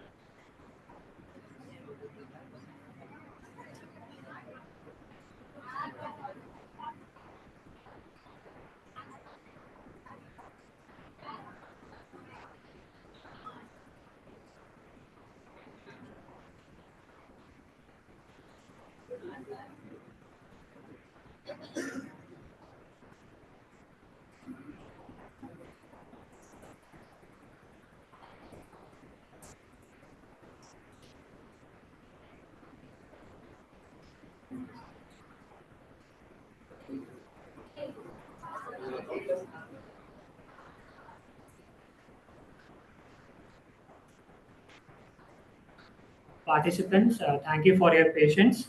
Now we'll be starting our offline session. I'll read out the names. Please come to the dais, give your presentation to me, and then we'll start. Okay.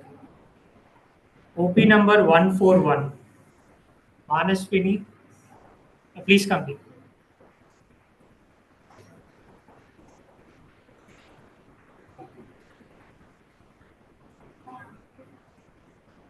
And instruction to participants, please stick to the time limit of 5 minutes per session, as we have a limited amount of time. So kindly stick to 5 minutes. Thank you.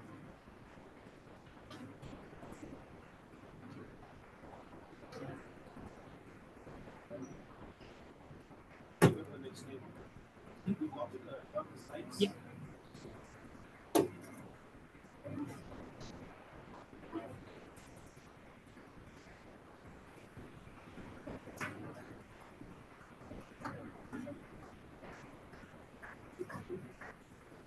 Pen drive or email?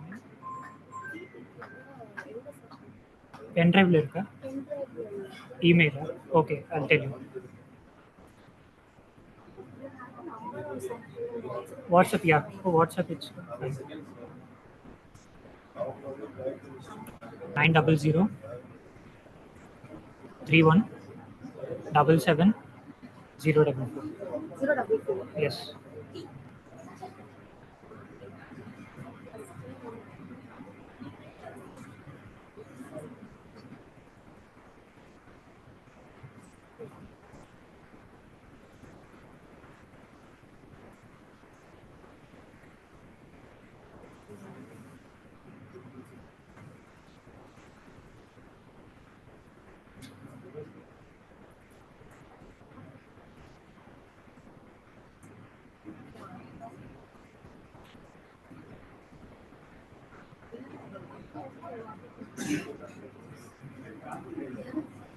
Send continue.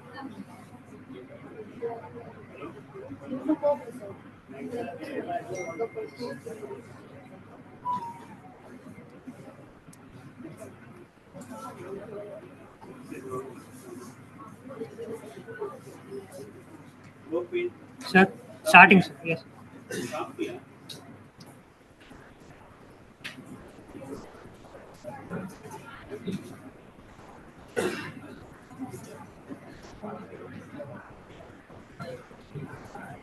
Offline. Start करें. Further start. Yeah, please. No, only 5 minutes. Okay, followed by 2 minutes question and discussion. All participants, please listen. For oral presentation, only 5 minutes. Okay. 2 minutes question and answer. Yes. Good afternoon, sir, and good afternoon to everyone. Myself, Manaswini Panda. I am from Savita Engineering College. My topic is it's basically about how to predict cardiomyopathic disease at an earlier stage. So we have various methodologies in today's medical field, which has processes, urine test, blood test, biopsies, which will give out hefty number of predictions at the later stage of this certain disease, that is cardiomyopathy. But the time till which we find that this certain disease has been spread to the person, it could have been a last stage, or it would have been a very certain critical stage. So during that time, we cannot give a certain curance to that person. So in that case scenario, a certain thing, that is enhanced prediction of this disease using machine learning algorithm, is something that me and my partner worked on. So we are comparing two machine learning algorithms, MobileNet V2 and ResNet 50.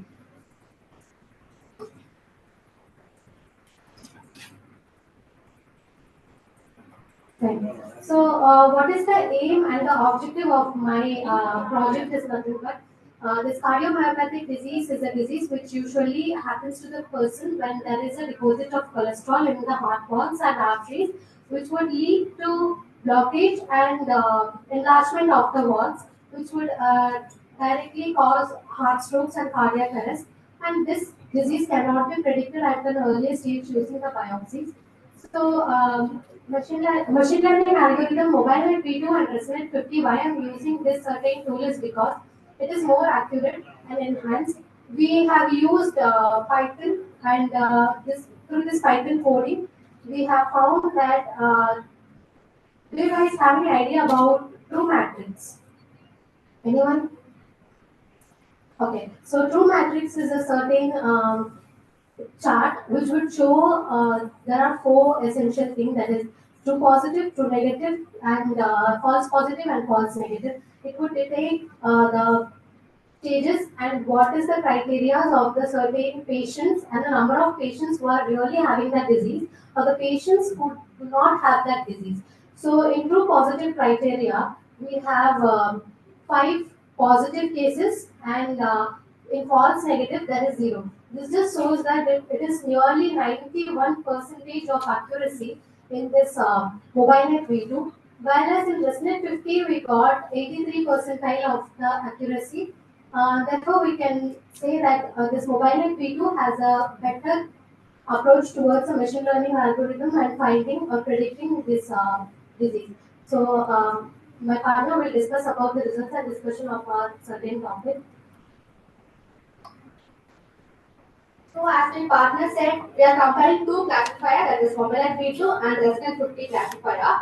On classification, where we importing the patient's data, that is a patient's disease images, into the software. On importing these images, the Python program runs with using the algorithm and will compare those two classifiers which has a higher accuracy rate. On comparing, we can able to see that mobile and V2 has classifier has a highest rate of 93.21%, and whereas Western 50 has 83.23%.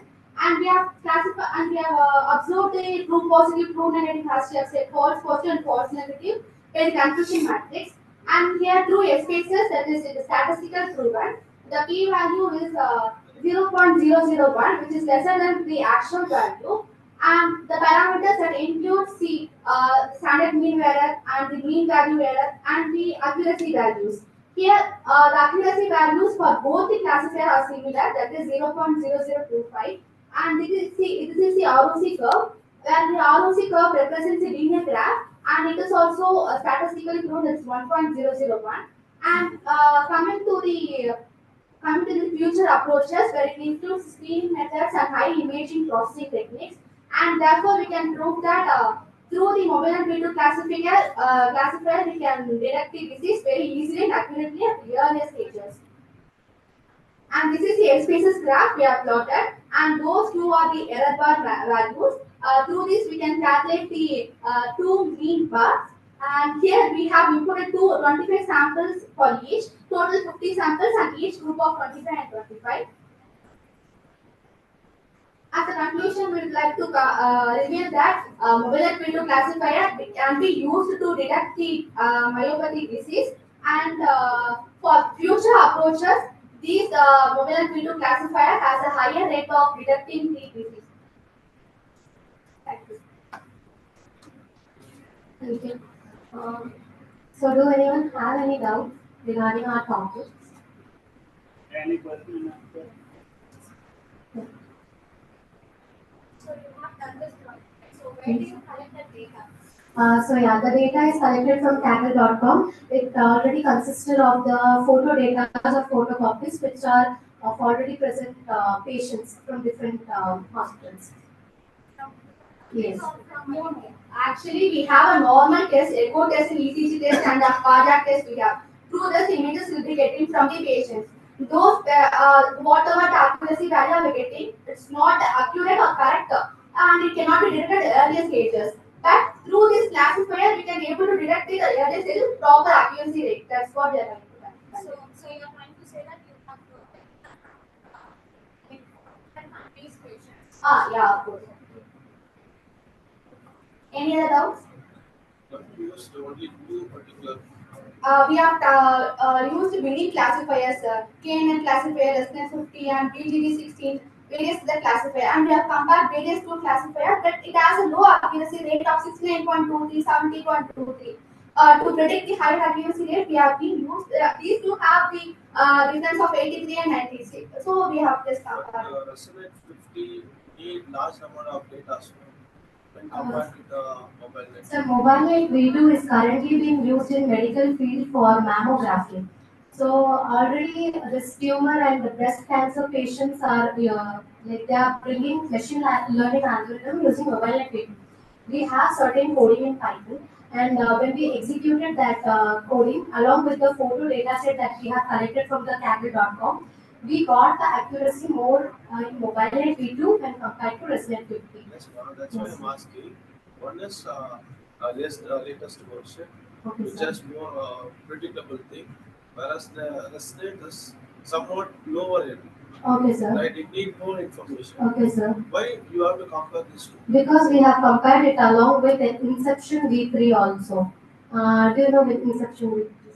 It's also a machine learning algorithm which is used in the biological field right now. And when we compared Inception V3 along with Resnet 50, Resnet 50 was much larger than Inception V3.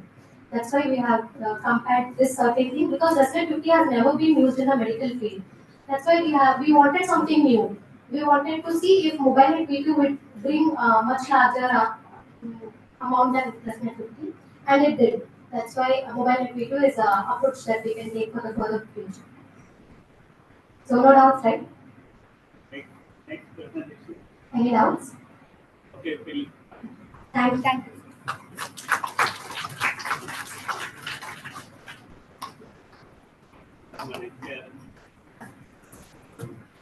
Next participant, OP number 144, S. Aravind.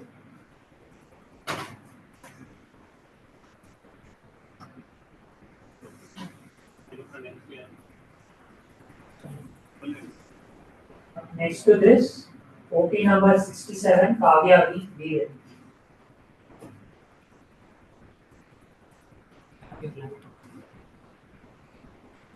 Exactly. WhatsApp or mail, you can send. Okay, I'm telling you. Send 90031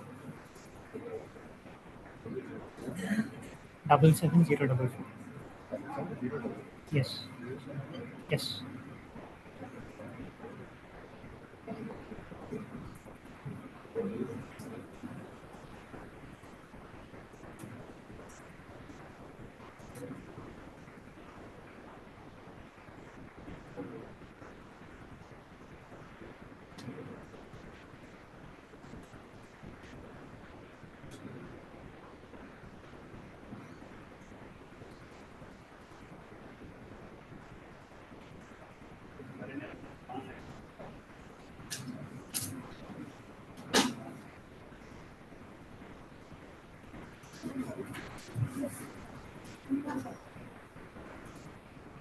Today we have another judge, Dr. Saranya, Assistant Professor, Department of Biotechnology, Engineering. Welcome.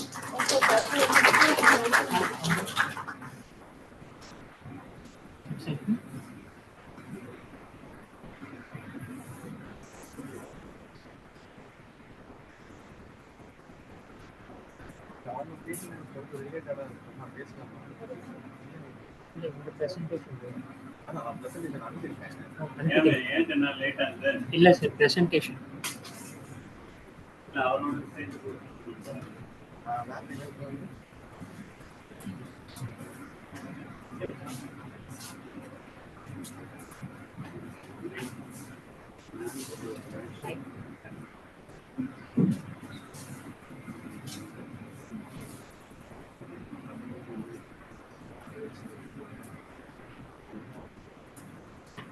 Hello everyone, my name is Arvind. I am going to talk about evaluating the accuracy of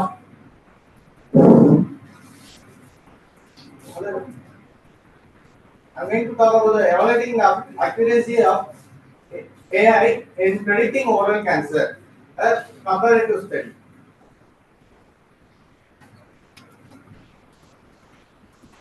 Introduction.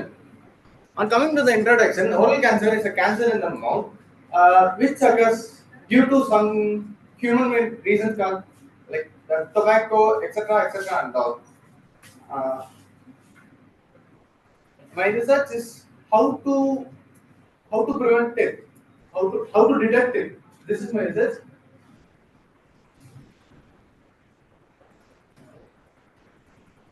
Go to objective. Go to objective.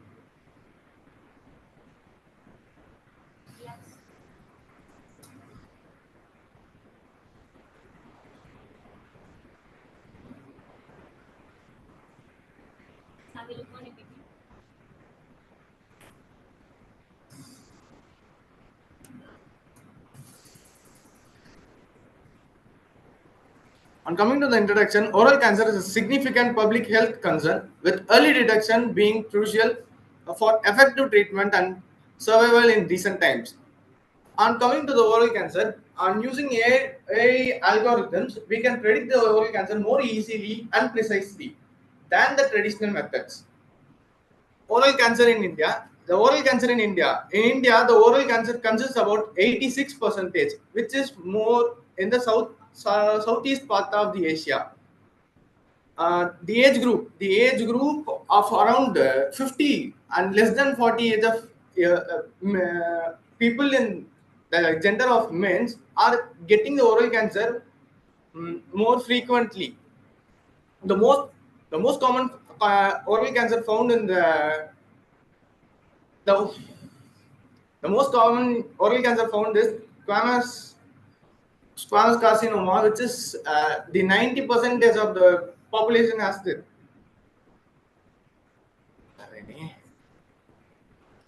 And the algorithms.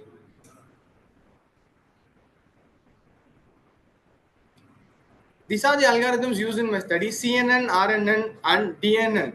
CNS stands for the complementary volume neural networks, and RNN stands for recurrent neural networks. The CNN, the work of the CNN is to process the images which is found in that algorithm. RNN.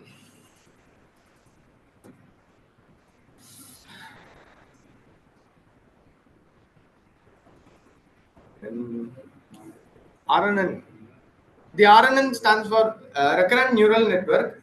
It is a deep learning machine learning algorithm which is used to collect the data in the large number, and it will implement in your device to get more accuracy percentage.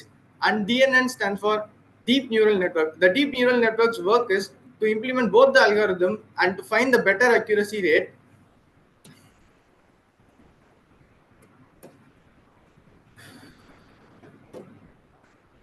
As a,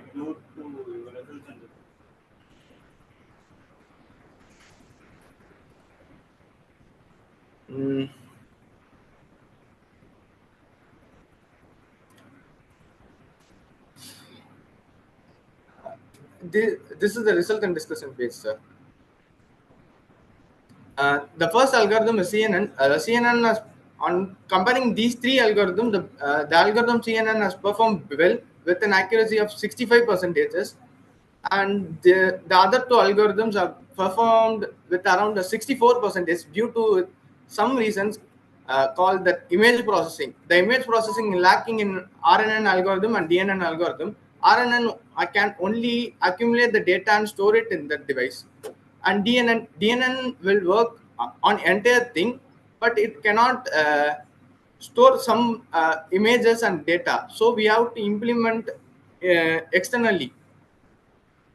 Implementing externally, DNN uploads only the images, and the data is not accepted by DNN algorithm. These are the accuracy percentage which I have got from the RNN networks, which is around 35% accuracy. It is a mediocre accuracy, and the best case accuracy is 64%, and the worst case accuracy is 28%, which is acquired by DNN, deep neural networks algorithm. Clinical implementation and future interactions. This is just a preliminary. On furthermore research, we can find more accurate and precise in the field of biotechnology on using well-scoped device. These algorithms can be implemented in the well-scoped device, which is used to detect the oral cancer. On implementing in the well-scoped device, we can predict more precisely and accurately than the traditional methods.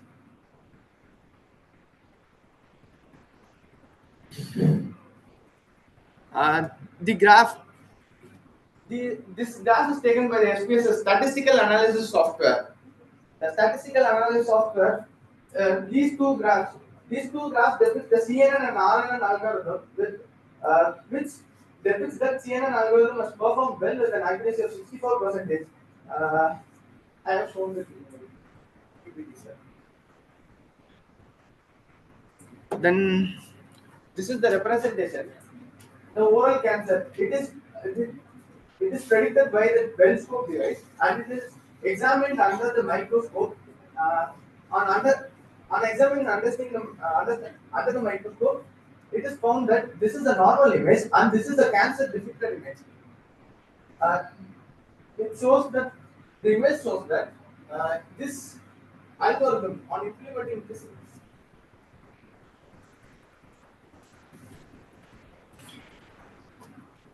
This is acquired by the traditional well-scope device, sir. And this is the well-scope device. On implementing it in the well-scope device, we can predict that algorithm more. With those algorithms, we can predict the oral cancer more accurately and precisely. These are the references used for my study. So any questions?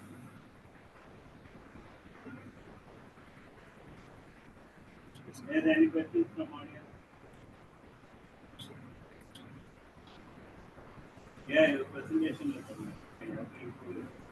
please telling all the parts of it. Okay, next presenter.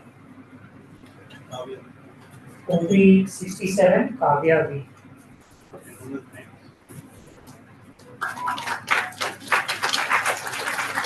Next, number 66, Rihanna Jennifer, please be ready.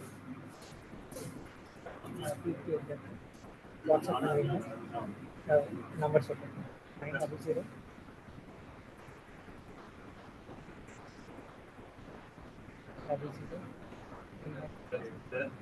double seven 0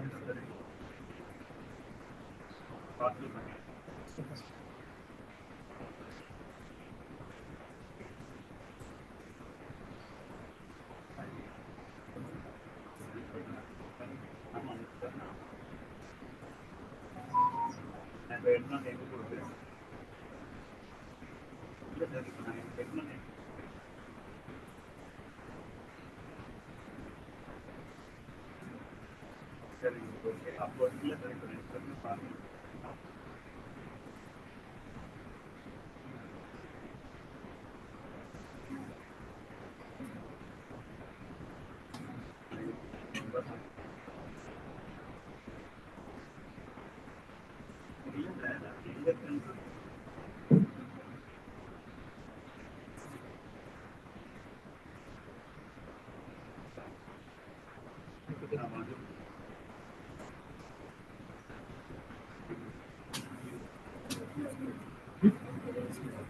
any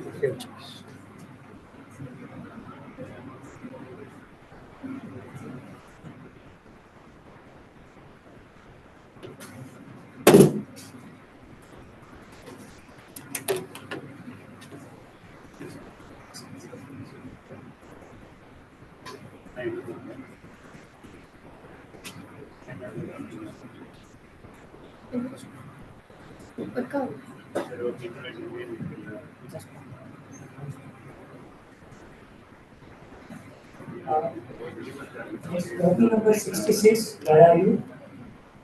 Just stay there.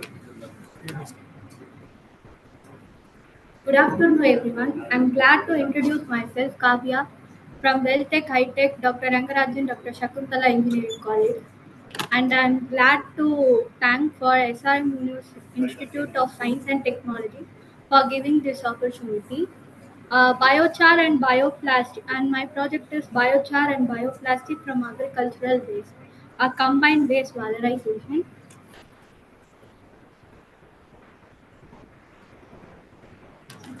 And and my main objective is to this project will improve soil health and reduce economical impact and promote the circular economy. And this will improve the soil and prevent environmental impact. Biochar, we can use it as a fertilizer, and bioplastic will replace one-time use of plastic, which reduce the environmental pollution. This is idea presentation, and biochar. We have to collect agricultural waste and washed and dried to remove the moisture, and undergo pyrolysis process, which in the absence of air, we heat the dried product under 300 to 700 degrees Celsius and grind to absorb the moisture.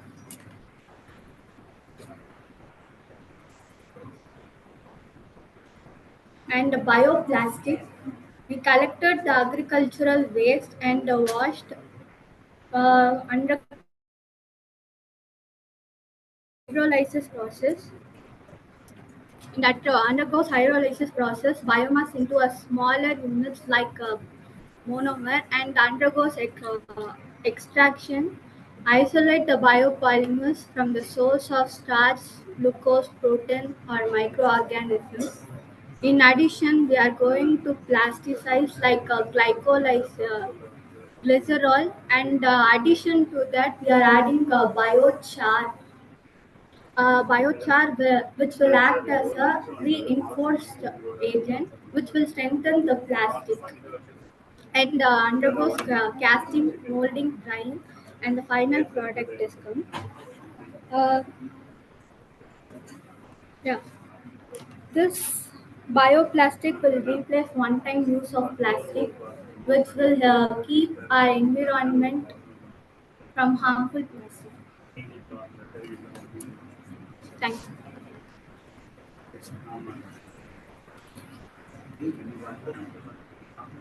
Reference base.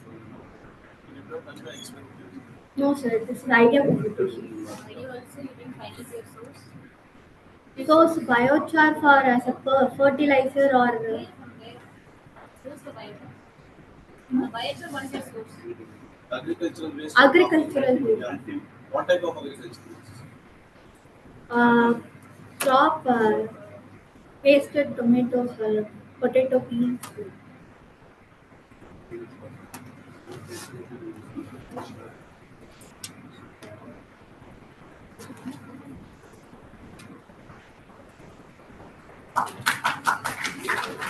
Next participant, OP number 66, please come.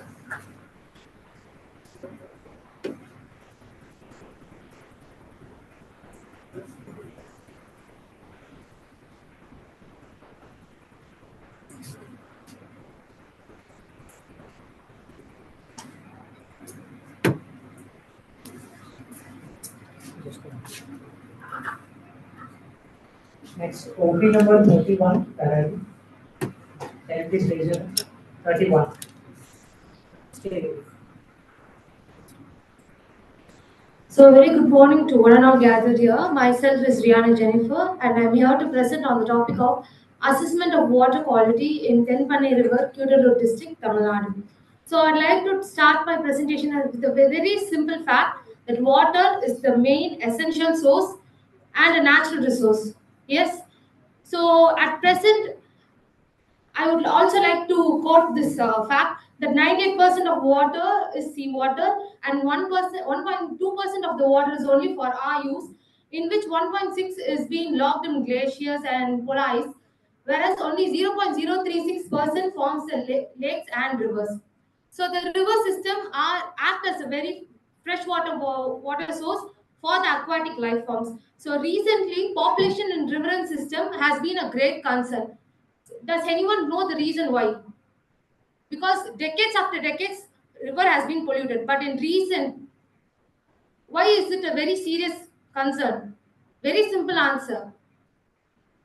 Scarcity, lack of water scarcity. Because the surface runoff waters are minimizing, the water quality is being depleted. So our focus is turned towards river waters. So the primary cause of the water pollution, that is the river water pollution, is runoff waters, agricultural water, and also human consumption. So moving on to the aim. So the sole purpose of the current study is to determine the water quality of the river for suitability of drinking and for fishing production. So the objectives were the water samples were collected from the site and they were evaluated for physiochemical characteristics, and then they were compared with the standard values of drinking water sources, and to prove the fact, we even observed the waste dumped in and around the river, that is from the site of the location, and we just evaluated the amount of biodegradable and non-biodegradable waste. So moving to the study area, so this is actually from Karnataka. This river is basically originated in Karnataka, and it is being run from the Karnataka from the south towards the Western Ghats, and then reaches the Viluppuram and the Cuddalore district, and it is surrounded by small scale industries, and slum is located nearby area where people used to use these river water for drinking purposes and even for industrial purposes and for agricultural purposes. So the sample, we evaluated at the period from November to January. That is, each month we collected the sample from the site and we observed for every single week, every week, per week we observed the amount of garbage that is being disposed over there. So moving on to the results and discussion. First, the water quality of the color and the order. As you see, for the 3 months, it is clear that we also took a sample from the running water streams, that is away from the sample site. So those water was very clear because that was running water. This was near the surface of that particular area, of that particular slum which was located, and the water was black, whereas compared to the standard water that was very clear, and the order was unobjectable. Over here it was called. This may be due to the seasonal turnover because we conducted this study during the period of fall. So this can be due to seasonal turnovers. Mostly seasonal turnovers happens only in lakes, but it can be a chance. There may be a chance of seasonal turnover. Other reasons is due to hydrogen sulfide, releasing of hydrogen sulfide gas. And one more thing is due to numerous amounts of organic, inorganic waste, which creates production of harmful bacteria. So moving on to the pH, we have a pH of 7, which is more or less a good pH. It can be used for irrigation purposes, and the standard deviation was 0.1. So there were no much variations between the 3 months. And then moving on to the turbidity, it was more. Actually, it was nearly 8.3, which is a high, and it is definitely not efficient for drinking and for irrigation purposes. So this can reduces the chlorination, in fact. Then coming on to the BOD and DOD, the BOD was high and the COD was high.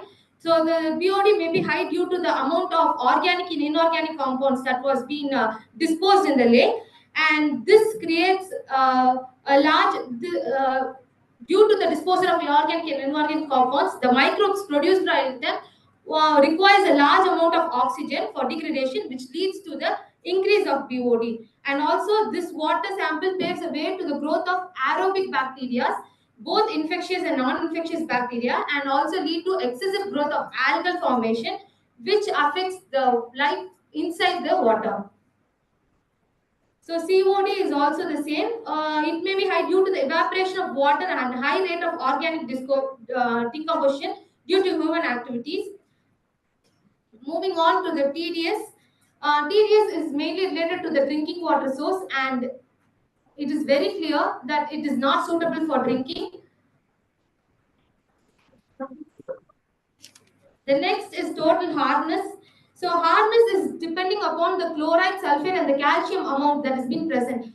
And by the results, we could clearly see that the chloride, calcium, and magnesium, all the components were high rather than the standard values. So basically, the hardness of the water was also high. So this affects the osmoregulation of the aquatic animals, which may impact the ability to regulate salt and water in their water bodies. So it is not desirable for potable water also. The next is the conductivity. So fresh water typically ranges from between 100 to 2000 normally, but in case of this river water, due to the degradation of organic and inorganic compounds, there was an increase in the salinity, and electrical conductivity was also high. So to prove all these, we came with a conclusion by distinguishing the non-biodegradable and biodegradable waste, and with the p-value of 0.036, it has proven that the non-biodegradable waste has highly influenced this particular components. So my conclusion is, the study reveals that the improper discharge of water and garbage can decline the health ecosystem and impact the living organisms. The water is mainly not suitable for fish production and not for human consumption. And to improve this, we should practice some consistency of water improvement so as to overcome water scarcity. Thank you.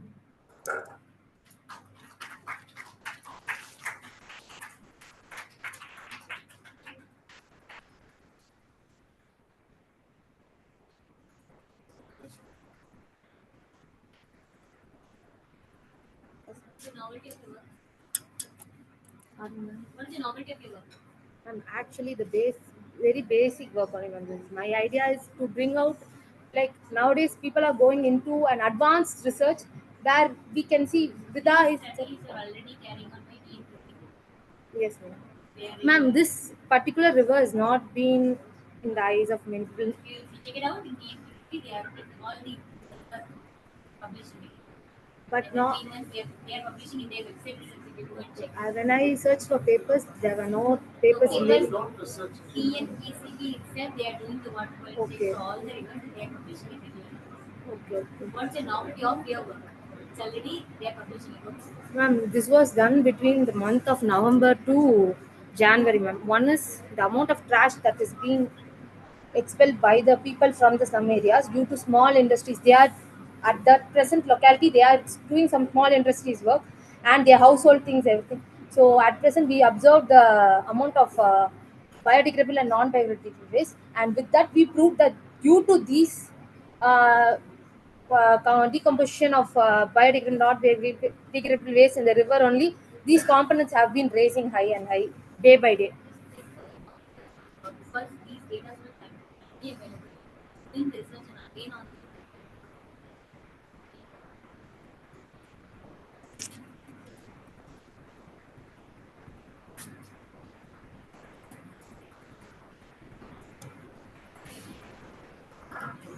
Okay, number 31.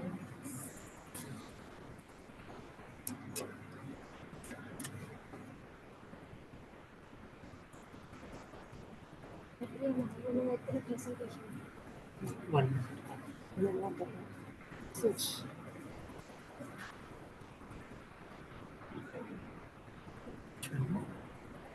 Date will be the episode. This one.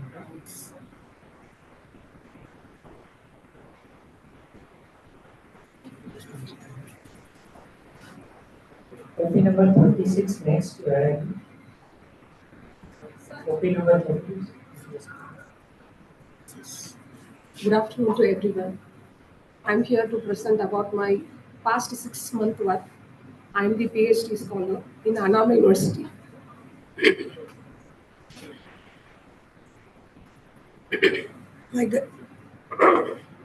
My guide name is Mr. Jidra Naran sir.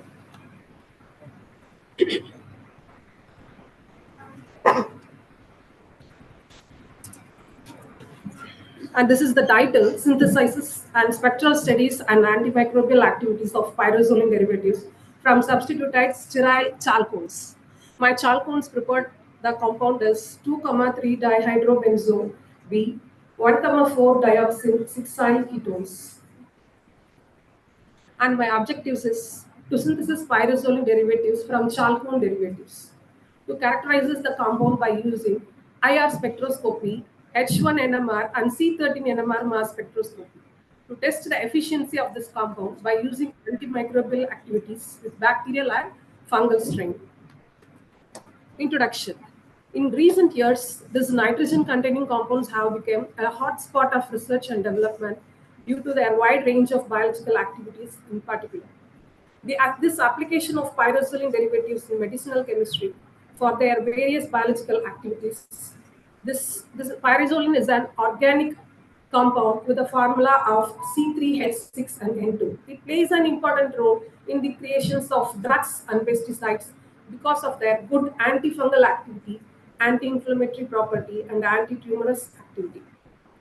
This nitrogen-containing heterocycles always attracted researchers in this field due to their versatile pharmacological activities such as antibacterial, antimicrobial, antifungal, and especially in anticancerous state. The various methods have been worked out for this synthesis, such as conventional heating, solvent-free microwave, and ultrasound wave irradiation method. And this is my compound synthesizing process. Step 1, this is the synthesis of chalcones, and it is synthesized by the Clemmensen-Schmidt condensation reaction. That is nothing but cross-aldol condensation of different aldehydes and ketones. Here I have used the catalyst as aluminum oxide, and finally I produced the compound chalcones. This chalcones is added with phenyl hydrazine, that is the compound 4, And finally, I got the product pyrazole, compound number 5. And these are the chemicals names I have used for this preparation of synthesis of pyrozoles.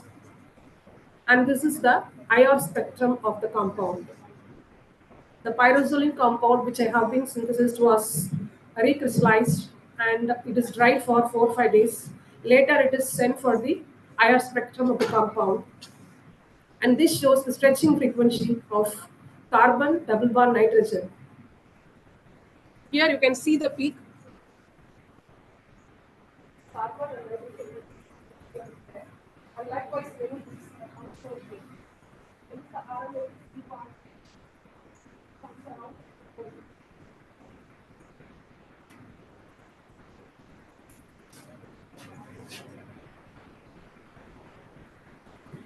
and this is the H1 spectrum of the compound. This shows the frequency of HA proton and HB proton and HC proton and aromatic hydrogen proton. And this is the mass. This is the expansion spectrum of the compound. This also shows the frequency of the protons where it lies and behind the pyrozoline compound. This is the mass fragmentation of the compound pyrozoline. This is the mass spectrum of the compound and its molecular docking of the compound shows, that means the molecular docking means the compound's pyrozoline is interacted with bacterial protein. Bacterial protein number is IDB number 7E11. The binding energy values of protein regard interaction is minus 6.12 kilocalorie per mole. These are the future works. Further, the above synthesized compound will be tested for antimicrobial activities. The same procedure follows for the synthesis of chalcones with different aldehyde and ketones from this. Varieties of pyrozolines and derivatives have been synthesized, and then my conclusion is that new pyrozoline compounds have been successfully synthesized by chalcones with 3,4-dimethylphenyl hydrazine hydrochloride using bismuth chloride and nanocatalyst. The synthesized pyrozoline were characterized and confirmed by their infrared spectroscopic mass spectroscopic, and the IR data was supported for the formation of pyrozole. Therefore, the new anti-neoplastic agents are continuously under the development of selectively destroy tumor cells. Especially, this further synthesized pyrozoline tested for anti-cancer agents. Generally, anti-cancer drugs destroy normal cells as well as the cancer cells and often cause serious adverse effect. And thus, the new anti-neoplastic agents are continually under the development of selectively destroy tumor cells. Is there any questions? Economic feasibility. For purchasing chemicals only. For taking NMR, IR. No, economic feasibility of this compound for synthesizing. Yes. Like what about the source material? Source material. Is it feasible? Yeah, feasible only. And for this, up to this pyrozoline synthesis, I have spent it for 8,000. By purchasing. Yield of the compound will be very low only, because we will take 1 millimolar like that only we will take. So it is very low only. Not only synthesizing a single compound, varieties of aldehyde and ketones will be synthesized for chalcones. After the chalcones is produced, after that we will synthesis for pyrozoline compounds. There are many varieties of pyrozoline compounds are there, which will be used as this anti-cancerous, antimicrobial agents like that. You said that it is a cancer drug. It can be used as a cancer. What's up? In the conclusion, you stated that it is used as a cancer. Yes, sir. Finally, this pyrozoline compound. Without confirming, how can you? Sir, this is 6-month study only, sir. Still, I need to be concluded. Without Yes. doing it, you should not conclude. Many pyrozoline compounds are before in anti-cancerous. No, you are able to say it in the introduction. Oh, but you studied only the preliminary studies. Yes. Preliminary So studies you should only. not conclude like that. Yeah. Yes. Only by confirming, or if you take in any anti-cancer activity, you can able to confirm. Yes, it was already sent, sir. This, but I was waiting for the result. No. Once you have to prove it. Once you prove it only, you can able to. It is a good for anti-cancer. Theoretically, it was proved, sir, with the help of molecular docking. It was theoretically proved. Theoretically, But practically, we need to. Yes, yes. Actually, if you go for theoretical, it will be totally different from Yes. what you're doing as a practical. Yes. Like, by theoretical work, they won't confirm it. Yes. The results will be within this last month. This No, but you should not use that. You have to keep a tight glass, only the synthesis. Okay, okay. Thank you.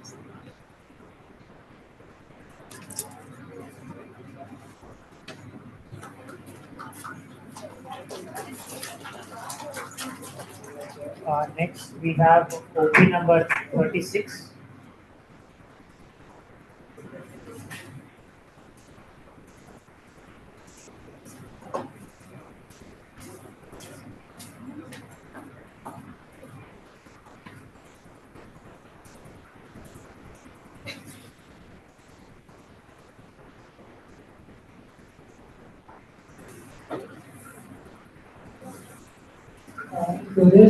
Next to this OP 84, where are you?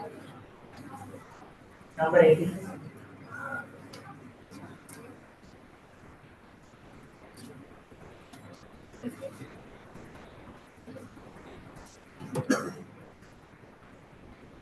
Hello everyone.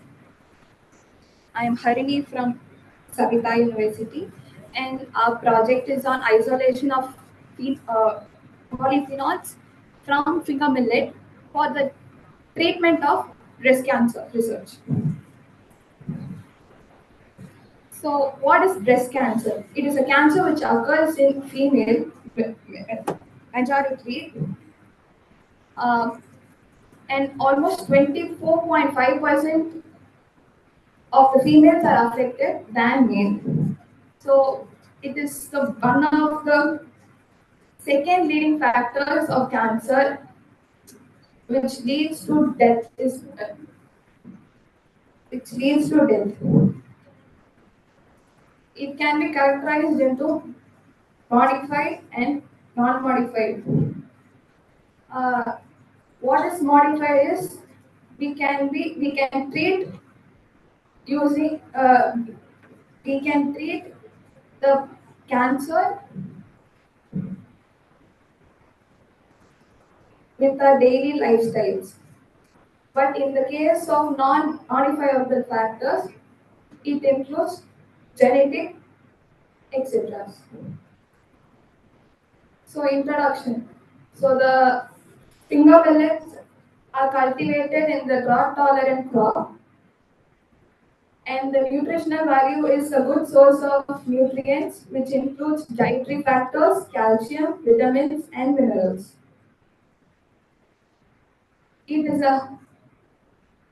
It has a property of antioxidant, which may help the cell from damage. Extraction and isolation of polyphenols from finger millet.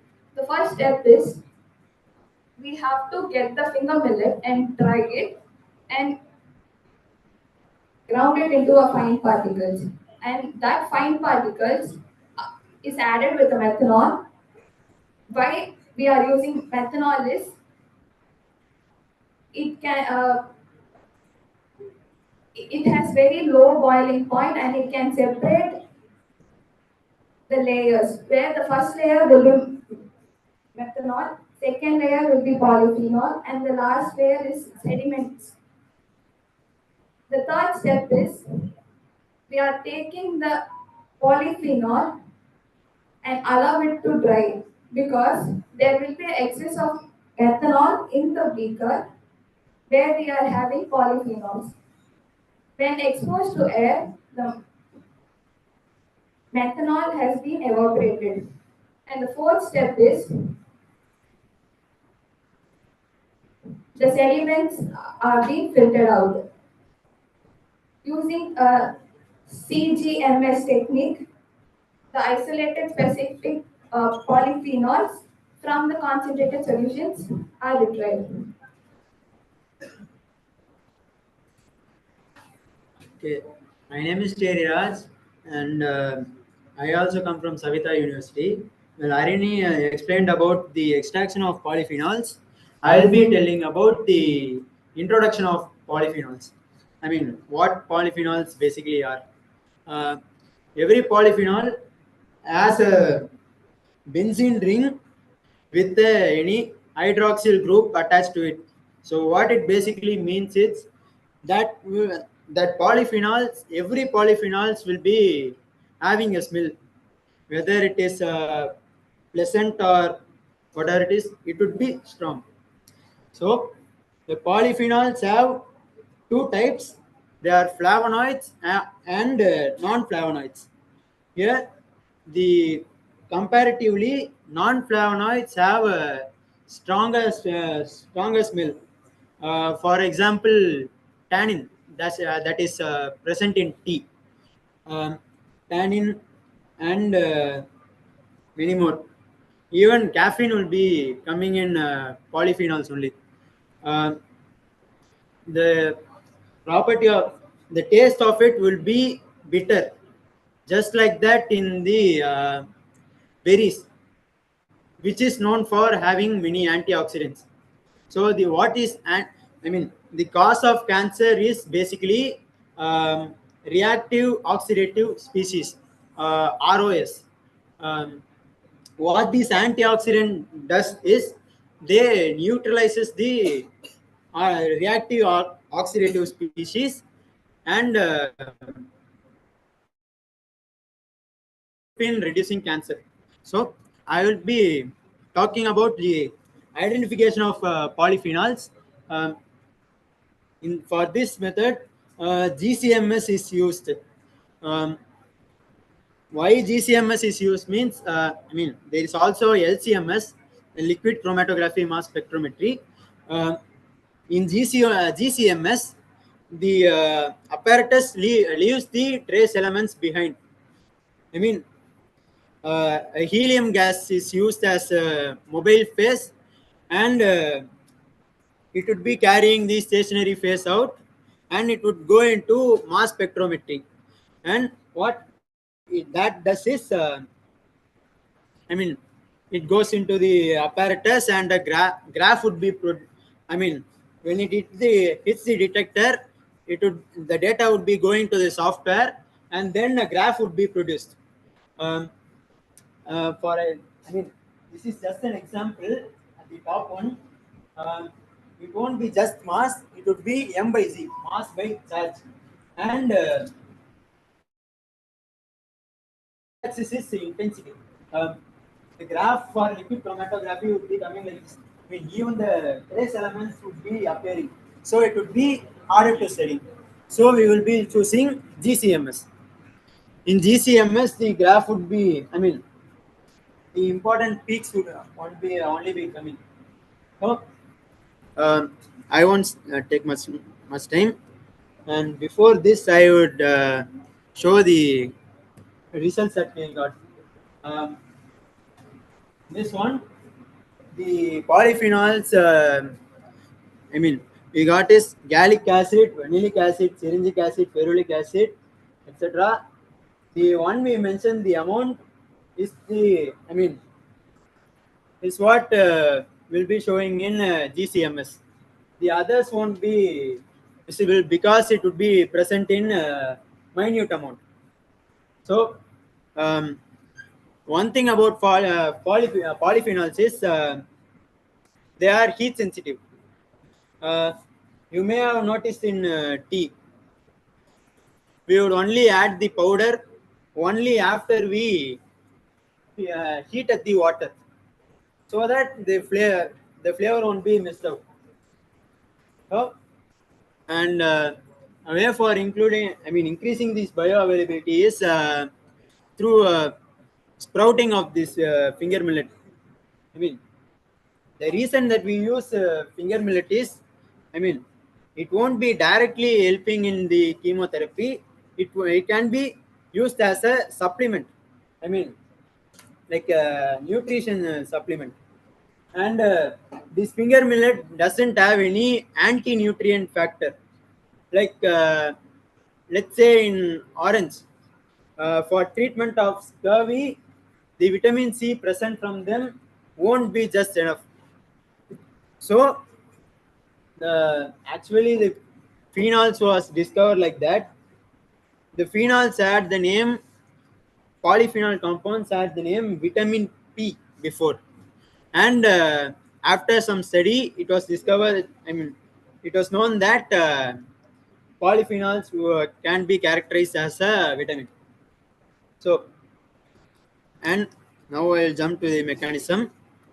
Uh, what this polyphenol does is,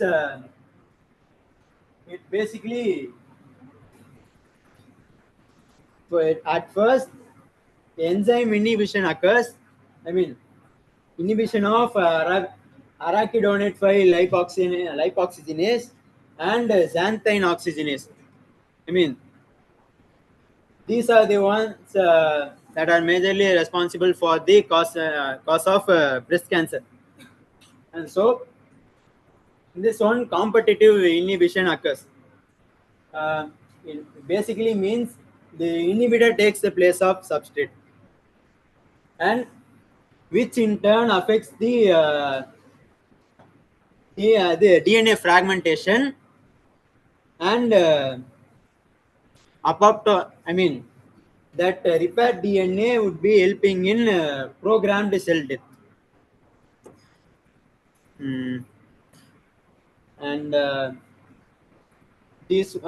was a case study where this polyphenols was given to mouse for as a trial.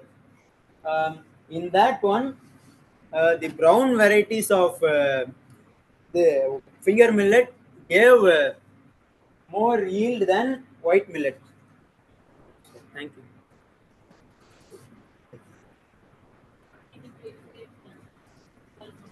Huh?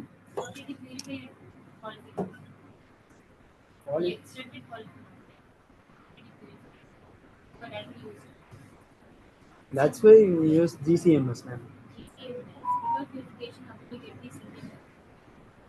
Any compound extraction. Apart from polyphenol, what are the other compounds which you take of GCMs? Five.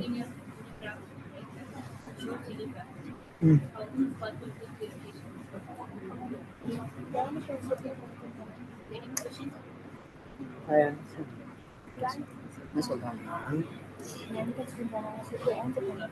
No, no.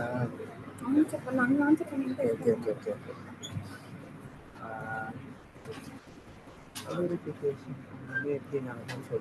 Explain. Finished. Right. Research and pilot. Thank you.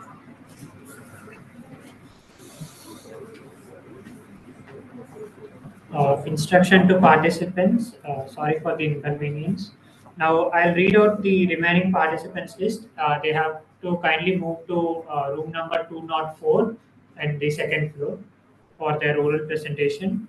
Number 84, number 92, 118, 139, 148, 48, 112, 45, and 140. Kindly move to second floor, room number 204. Thank you.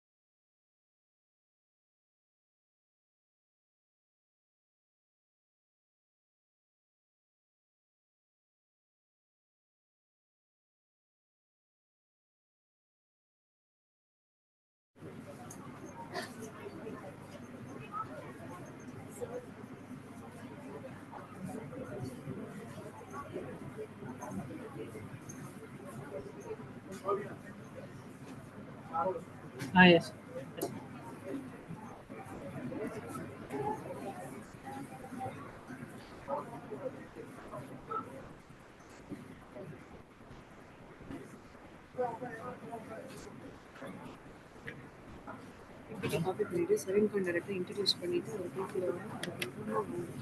Copy பண்ண நான் டிவைஸ்க்கு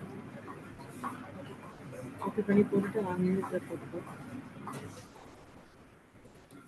introduce பண்ணி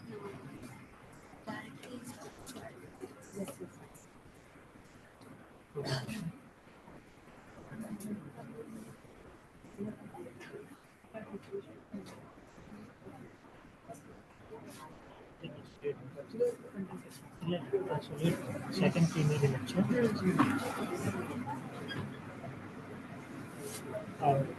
May I have your attention, please? Now we'll be having our second plenary lecture. May I invite Ms. Salim Khan to introduce our guest.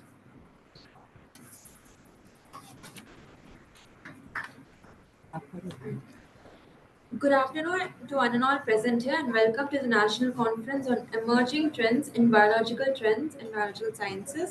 It is my pleasure to introduce our distinguished chief guest, Dr. Ravi Manoharan, who has graciously taken his time out of his busy schedule to be with us today. Dr. Ravi Manoharan is an assistant professor in the Department of Biochemistry at the University of Madras, Chennai, with an extensive and impressive background in his research, primarily focusing on the involvement of signaling pathways in cancer development, particularly the IL-6 JAK2 ST83 signaling pathway, which plays a crucial role in the tumor genesis and the inflammatory microenvironment associated with various cancers. Over the years, he has contributed significantly to the field of cancer research and has been a beacon of inspiration to many. I welcome you to address this session, sir.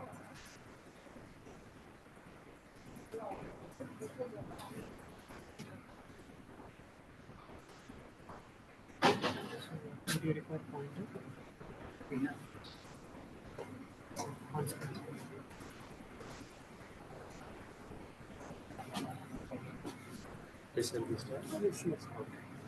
Yeah, good afternoon. I'm audible.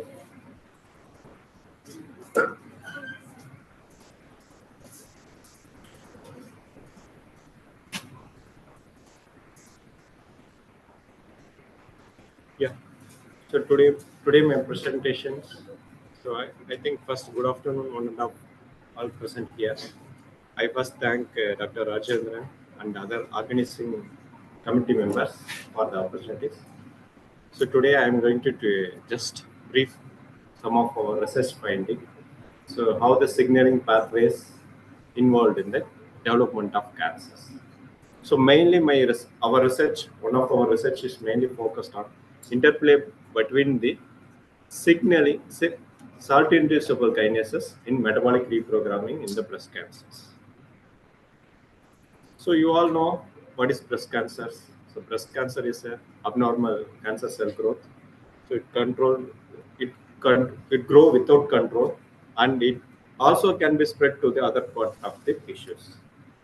So usually the breast cancer, or this primary site, can be spread to the other part of tissue like brain, lung, liver, bone, etc. So the spreading via two-way. One way is via blood vessels. Next one is via lymphatic systems.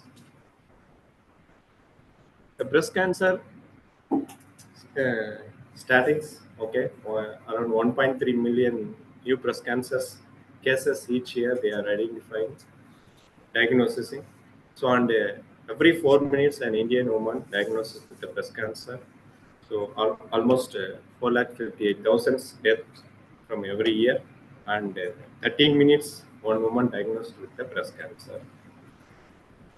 So the ICMR study demonstrated that when you compare with the 2015, can you see that the difference? So around the 2015, the cases like 1,80,000 something around that. So almost 2025, they expected almost double. The case should be double. So there are various breast cancer treatments are there, like radiation, chemotherapy, hormone therapy, and surgery. Okay. So the radiation, chemotherapy, and hormone therapy, these are the therapies is like we treat like a later stages, and also non-specific treatment. And like a surgery, when you are have a developed tumor, they remove tumor and then make a surgery. So the radiation, they just expose the radiations to stop the growth of the tumor, and also like a chemotherapy. So just maintain the dosage of the drug. Okay, the hormone therapy. There are many methods are there. Recently, they are going to focus the area of cancer in the targeted therapy. So today, my presentation also going to cover some of the target therapy for the breast cancer treatment. So what is the difference between chemotherapy and target therapy?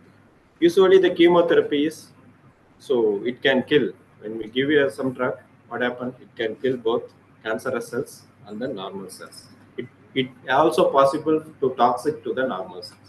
So what is the advantage when used for the target therapy? Can you see the targeted therapy? The target, if you just trying to target specific area, it only toxic to the target, so cancer area. We can try to avoid a lot of side effect. That's the advantages. Almost researchers like a personalized medicine. Now the cancer is trying to move on like a targeted therapy, personalized medicine, something like that. So how we can identify it as a target? So we have to do a lot of things. Researchers via normal and then cancer cells. So should be some of the protein or protein kinases should be highly expressed or lower expressed compared to normal cells. This should be a target therapy, whether high or low expression. So we have to identify a lot of key target molecule for diagnosis and the treatment of cancer. So why we are saying this molecule is a target molecule? How it's different from the normal process? Usually in normal cells, can you see that the signaling molecule? What is signaling molecule? There are many protein kinase work together like a network.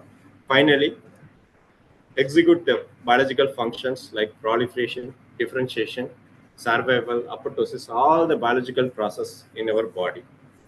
So why this kind of biological process is important? The biological process is important, for example, development of embryo to the adult. So these kind of signaling molecule, they work together, regulate various biological functions. That functions really important for the embryonic development and normal cellular growth.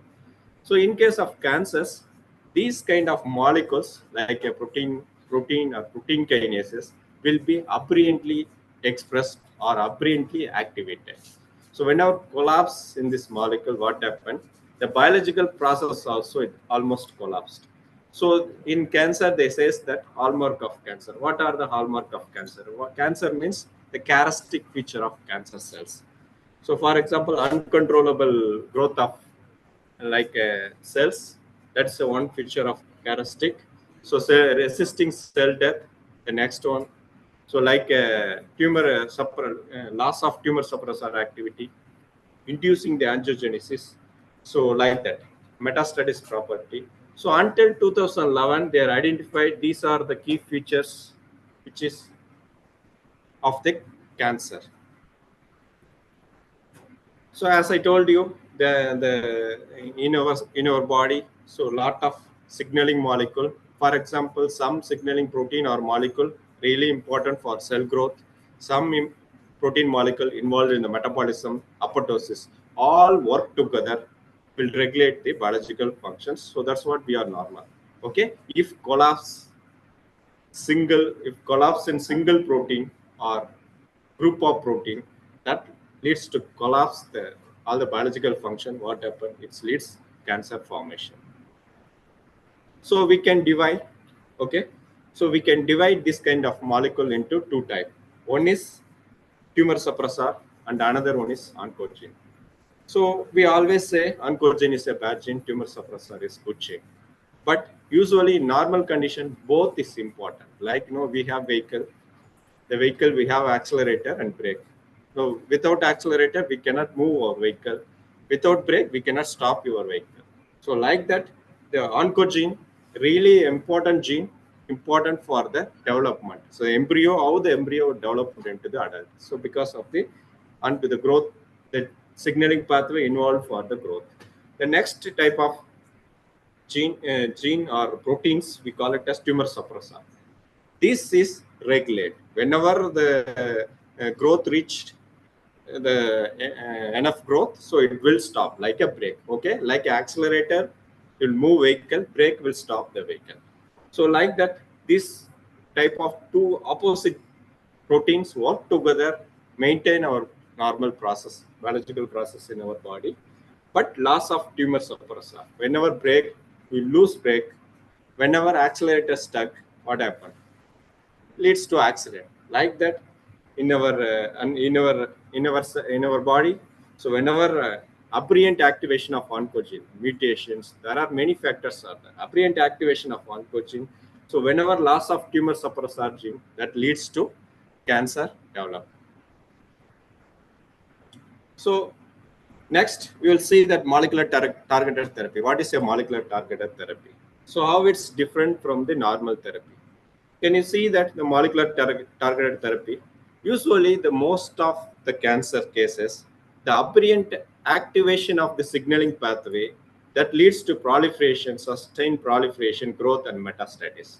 If you give a chemotherapy or a hormone therapy, does not affect this kind of aberrant activated signaling pathway in cancer. Just randomly give a toxicity to kill normal cells and also toxic to the other cells. Okay.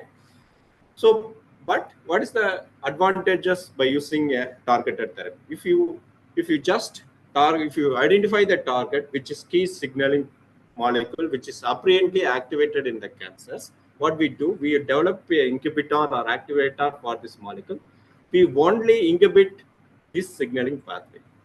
So if you target molecular targeted therapy, so we can kill cancer cells and also avoid the toxicity. The surrounding cells we can save the normal cells also we can less toxic to the normal cells, or we can try to avoid the toxicity. So recently there are identified various, know that these are the hallmark feature of cancers. The hallmark feature of cancer is really behind that there are various signaling pathway get altered. So they are developed inhibitor or activator for the signaling molecule. Various target are recently identified. They are developing drug against the molecule. So today my presentation is mostly focused on this area. They are in 2011 they are documented that cancer cell need more energy to proliferate. What are they? Usually the normal, whatever the case, a small organism or larger organism, what will do? What is their routine life? They eat, survive, and then reproduce. Whatever the smaller organism to the larger organism. This is way. So it means that they need food, energy for survival and then reproduction. That's the way. Okay. And also they are identified that cancer cells also, because it's growing uncontrollable proliferation cells. So cancer cells also need more energy and more nutrition for the growth. So 2011, there has some document. They demonstrated that there are many other earlier until 2011 there are key features of hallmark of cancer already demonstrated that. But 2011 they are identified some more feature of hallmark of cancers. What are the features? So avoiding immune destruction. So there are immunological process. There are destruction in the immunological process, tumor inflammation process, mutations, and the one more key feature is deregulated cellular energetics. It means that the metabolic reprogrammed in the cancer. The metabolism get reprogrammed in the cancer cases. So how it differ from the normal cells? Usually you all know that you studied the glycolysis or TCA cycle. Usually what happened? On glucose, if you utilized normal cells, it converted to the 2-pyruvate. The 2-pyruvate involved in the TCA cycle produce 34 to 36 ATP from the one glucose molecule. This is the normal metabolic process whenever they utilize the glucose. In case of cancer, what happens? The glucose will be converted into the pyruvate. The pyruvate does not involve the TCA cycle. Instead of pyruvate will be converted to the lactate. We all studied that whenever the absent, anaerobic conditions, the pyruvate will be converted to the lactate. These are the things we are studying. In normal cases, only the absence of oxygen, most of the pyruvate converted to the lactate. But in the cancer cases, even though presence of oxygen, that pyruvate will be converted to the lactate. So that is the metabolic reprogram happen in the cancer cells. So can you see that and the normal cells, the glucose will be utilized, less glucose utilized, less energy produced, and less cell growth. But in case of cancer cells, utilize more number of glucose, more energy required, and then leads to the tumor formation. So actually this, we call it as a Warburg effect, because the Otto Warburg 1924, he identified this hypothesis. So after 1924, there are many studies. So not only glucose, glutamine, many metabolic alterations, lipid, there are many metabolic alterations so far they are identified in the field of cancer. So it almost like a hot topic in the field of emerging field of cancers, how its metabolic reprogramming happen, okay, like that. So after that Warburg effect, 1924, we call it as biochemistry era. So how the Warburg effect and like other metabolism are altered in the cancers. So and 1976 something like that, and 2000 we call it as genomic era. So what are the genes really important for the alterations of this kind of metabolic reprogramming like that? So there are many there are many things are developed now. So recently, maybe even though the 1924 they are identified this hypothesis, after 2000 they started to publish more research related to the Warburg effect. So currently there are too much publications all over the world. Most of the developed countries, they focus to understand the Warburg effect, how the Warburg effect is really involved in the cancer, what are the mechanism is involved. So they are identifying. Can you see that the publication is just increased year by year? So usually how this Warburg effect or metabolic reprogram happened in the cancer cells. Usually, can you see the normal cells? The normal cells, glucose will be utilized. Urea, TCS cycle, glycolysis, this process is regulated by the various signaling molecule. Various signaling molecule usually regulate this process. But in case of cancer cells, some of the signaling molecules get altered. It's aberrantly expressed or aberrantly activated. So what happened? Collapsed in this the signaling pathway. The collapse in the signaling pathway leads to Warburg effect. So there are many signaling molecules, like mTOR is a key signaling molecule. There are one more signaling molecule is that AMPK. It's a AMP activated protein kinases. This is a key signaling molecule. It acts as a tumor suppressor. Mainly the collapse of AMPK signaling molecule, what happened? So aberrant activations of Warburg effect, and that leads to sustained growth in the cancer and metastasis. Okay, so these are the reasons. Okay, so my research, anyway, I just skipped many of my slides due to the time constraint. So my research, our laboratory is mainly focused to understand the role of AMPK related kinases. There are 12 family related kinases. So here this presentation going to cover, I'm going to cover the salt inducible kinases. Because why we call it a salt inducible kinase means upon the salt exposed to the high salt, the gene is expressed. So that's what we call as salt inducible kinases. The salt inducible kinase is one of the family of AMPK kinases. It composed of 3 kinases, 1, 2, 3, like a 3 isoforms. Okay. In normal cells, what's the function of these kinases? In normal cells, it play a big role in the metabolism, cell division, inflammation, and immune response. These are the biological functions the salt-inducible kinases really do in the normal cells. But the preclinical study demonstrated that the salt-inducible kinase is really upregulated or downregulated in various cancers. That leads to uncontrollable proliferation, metastasis, and chemo-resistant in the various cancers are documented. And we are also interested whether this salt-inducible kinase is really involved in the breast cancer progress. Okay, so some of our finding is published in these two paper. So first, what we did, we are analysis, we call it as isoforms. So we just analysis the isoforms of salt-inducible kinases, SIC1, SIC2, SIC3, whether the expression is upregulated compared to the normal tissue. This is a database study, okay? So when you compare with normal breast tissue, the salt-inducible SIC1 is down-regulated. The expression is lower than normal tissue. So under further database study demonstrated that the SIC2 is marginally increased compared to the normal tissue. The SIC3 is aberrantly upregulated and compared to the normal tissues. Okay, so we found that somewhat interesting that the both isoforms has contrast role. The SIC1 expression is low. The SIC2 expression is high. So this was surprised, and also we found that overall survival rate. The patient with low expression of SIC1 has less survival. The patient with high expression of SIC3 has less survival. So this database study demonstrated that the SIC1 may act as a tumor suppressor, possibly act as a tumor suppressor. It is possible.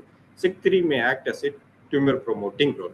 So that's what's so interested. And we just tested with whether the expression really happened in the cell lines. So this is MCF10A is a breast epithelial cell lines we used as a control. So and then we check the expression of SIC1. Can you see that the expression is decreased? So and also SIC3 expression, when you compare with the normal breast epithelial cells, the expression in the breast cancer cells is increased. So these results also further validate that the SIC1 is low expressed in the breast cancer cells. The SIC3 is have higher expression in the breast cancer cells. And next, we wanted to confirm whether this SIC pathway is really important in the metabolic alterations. The Warburg effect also we call it as aerobic glycolysis, because presence of oxygen, the pyruvate converted to the lactate. The lactate, what happened to the lactate? The lactate mainly utilized for the cancer cell growth, uncontrollable proliferation of the cancer cells growth. Okay. So so we wanted to test really the SIC1 is important for the aerobic glycolysis process. For that we had done. So how we can test whether something is involved in the aerobic glycolysis process? We have to perform glucose uptake assay and then lactate production assay. To measuring this assay, we can conclude that whether the molecule is involved in the cancer or not, the metabolic reprogramming or not. So whenever this is a glucose uptake assay we had performed, this is a lactate production assay we performed. So whenever silencing SIC1, silencing SIC1 increase glucose uptake and lactate productions. And also CRISPR-Cas technology used to knock out the SIC3 contrastful, decrease the glucose uptake and decrease the lactate productions. These results conclude that the SIC might inhibit the aerobic glycolysis process. The SIC3 might promote the aerobic glycolysis. Maybe the SIC3 may act as a oncogene, SIC1 act as a tumor suppressor gene in cancers. So further validate that the SIC1 and SIC3 is involved in the cell growth. We are just perform the cell viability assay. When you are silencing SIC1, they increase the cell viability. So knockout of SIC3 decrease the cell viability. So overall, this study conclude that the SIC1 might inhibit the aerobic glycolysis cell growth.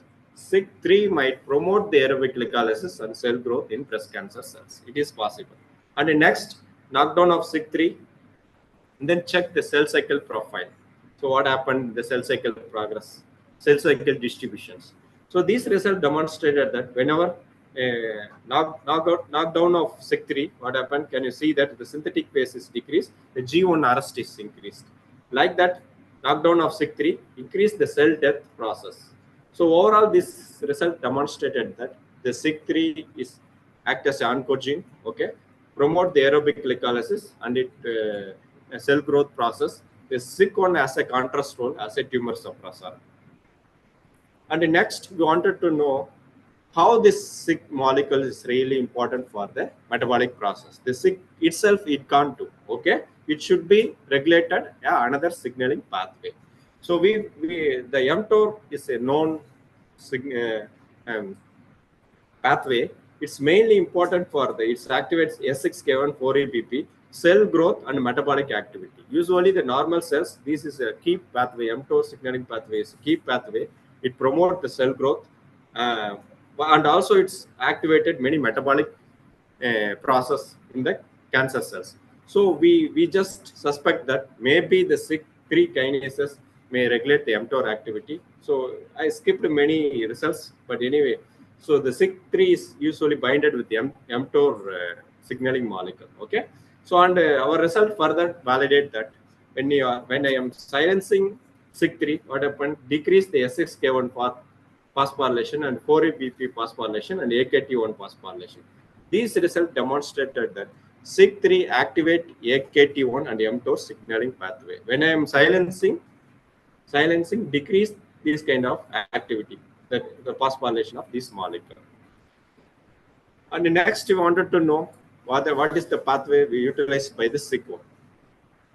The SIK1 pathway, so P53 is the another tumor suppressor. You all know that the P53 is really incubate the aerobic glycolysis process. The P53 always encourage the oxidative phosphorylation like a TCA cycle. It avoid the aerobic glycolysis process.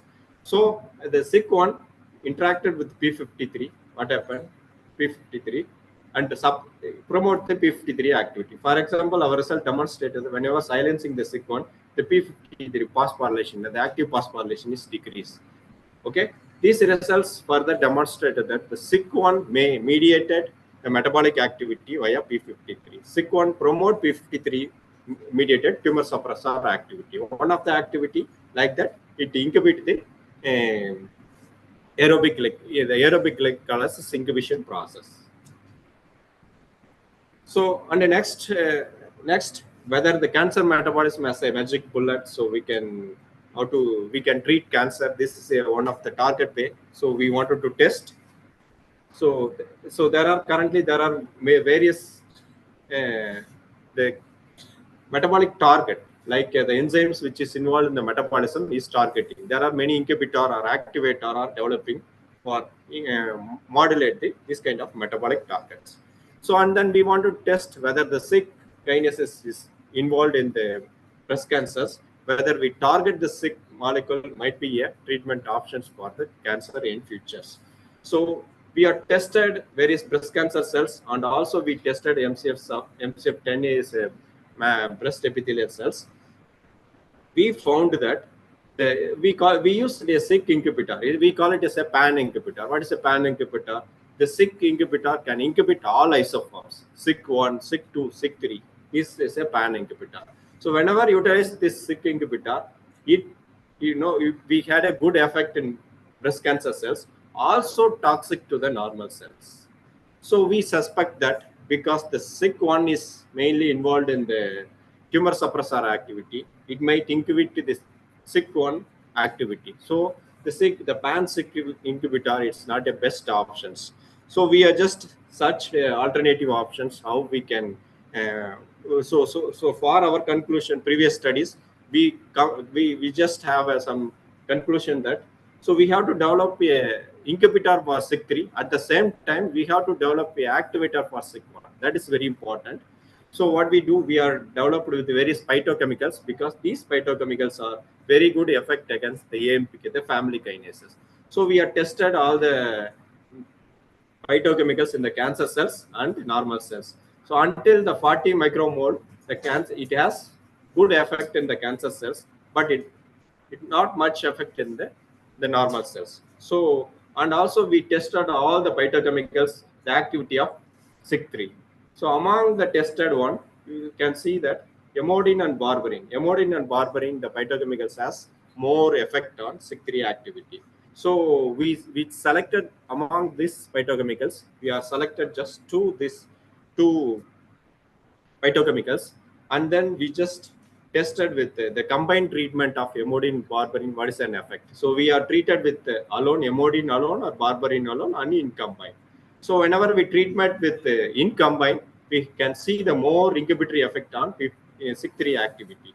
So we thought that this phytochemicals might inhibit the SIK3 activity. So next we are tested the phytochemicals affect as a treatment of aerobic glycolysis and SIC3 mediated way. So we are tested with the phytochemicals, different concentration. We are tested with the MCF breast cancer cell line. Can you see that this is a glucose uptake and assay, lactate production assay.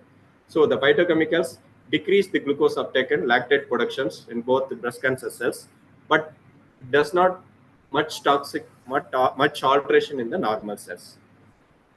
And further studies we confirmed that, okay, so we treated the in combined drug by amodine and barberine, and also we knocked out the SIC3, whether we wanted to confirm, because the preliminary study, the previous study, this study demonstrated that the amodine and barberine also inhibit the aerobic glycolysis process in breast cancer cells, but it not much toxic or altered in the metabolism in the normal cells. So next we wanted to confirm this happened via SIC3 kinases. What we did, we are just CRISPR technology to knock down the SIC3 kinase activity we tested. Can you see the difference? When you compare with control, the amodine barberine treatment decrease and SIC3 silencing more decrease the activity. Glucose, this is a glucose uptake assay. This is a lactate production assay, cell viability assay. So overall, this result demonstrated that amodine and barberine inhibit aerobic glycolysis in breast cancer cells and also inhibit the cell growth in breast cancer cells. This is achieved via inhibiting the SIC3 activity. And also next we are tested because the amodine barberine, previously we discussed SIC3 activate mTOR signaling pathway. So we are tested that, so amodine and barberine treatment, so you can see that it's only affect that cancer cells decrease the activity. Can you see that this is a mTOR signaling pathway, and the AKT signaling pathway also decrease. So and also we what we did, the amodine barberine treatment and followed by this SIC3 silencing. This is a SIC3 knockdown. What happened? It more decreased. So overall, these results furthermore validate that amodine barberine inhibits SIC3 and the SIC3 mediated mTOR signaling pathway. And next, the amodine barberine has any effect on the SIC1 activity. So previous studies we have demonstrated that SIC1 is a tumor suppressor. So we have to develop an activator for the SIC1. So what we did, we are tested with whether the amodine and barberine has an effect on another isoforms. So whenever the treatment of amodine or barberine, we can see that increase the SIC1 activity in breast cancers. So and also furthermore, the glucose uptake and lactate production and viability assay demonstrated that silencing amodine barberine decrease glucose uptake and lactate production, cell viability, the silencing of SIC1 little bit increase. Overall, these results demonstrated that amodine barberine activate this SIC1 activity in breast cancer cells. So on the next also we are tested whether the amodine barberine modulate the SIC1 mediated p53 signaling pathway. So we are tested. So the p53, whenever the amodine barberine activate the p53, so silencing decrease when compared with the control. So overall, the result demonstrated that amodine barberine inhibit breast cancer aerobic glycolysis via activating, it's a mistake I think, by activating the SIC1 p53 signaling pathway. So from our studies, we are conclude that, okay, the SIC isoforms really involved in the breast cancer metabolism and tumor genesis. All the kinases play a major role in the progression of breast cancers. The SIC1 appear to have a tumor suppressor role in the breast cancer. So suggest that activator might be a suitable candidate. So SIC2, SIC3 seems to have a tumor promoting role. So kinase inhibitor will be a more suitable options. Okay. So the SIC1 activator and SIC2/3 inhibitor might be a potential target for the cancer treatment in breast cancer. So overall, molecular targeted. Okay. So we can see that. So whatever the study we do in the lab, so we just a 7 years old lab. Okay. So we just do a cell culture model. Okay. We study. So we do very basic studies like we are understand whether this molecule, the modulator really affect in the in vitro level in the cell line model. But anyway, we have to go next level. We are collaborating. We have to test that these studies can be replicated in the mice model, and the next level we have to accelerate the next level. So so now we are just initial stage. We are studying this whether the molecule is a potential candidate, whether any activator is doing. Okay. So the beginning is the important part. So the work. So that's important. The rest of things I don't know. So I just acknowledge our lab mates, our team. Okay, without them, we cannot achieve this kind of experimental systems. So I am really thankful to the students, and also I must thank the funding agent, yes, sir, ICMR, UGC, RUSA. These are the funding agent really support our research work and the laboratory, establishing our laboratory. So thank you. Yeah, you have any clarification, questions?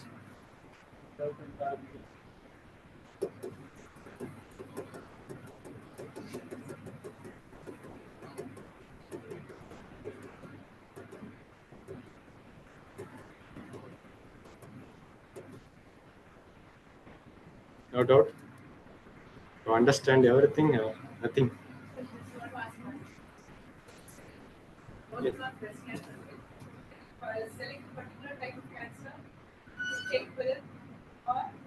Yeah, ma'am. Now, anyway, I skipped most of my slides. Yeah. So usually, first we do a database study. So a database study, for example, my research is focused on 12 MPK family kinases. So, for example, SIC3, if I am having 3 isoforms, first I tested expression of SIC3 and I tested the stages. So whether they involved in the stages grade, and the third assay we do in the subtype of cancers. So mostly the subtypes we tested, and also you can see the cell line. Whenever we publish, minimum 5 or 6 cell line we use. So actually this is luminal type, I guess. It's more aggressive role in the luminal type. We tested in the yeah. So sometimes, for example, somewhat interesting. We are the group mainly focused on these things. We are the one mainly focused. So we found that the same isoform has different role in subtypes, different role in different cancer. For example, the SIC1, what I'm SIC3 is oncogene in the breast cancer. The same study we also study, and other groups also study, act as a tumor suppressor in lung cancer. So we don't know the subtype has different activity, different role. We also study. We first preliminary study we do in the subtype, and then screen which is as high effect. That subtype we will focus for further study. Thank you. Okay, any other questions? No.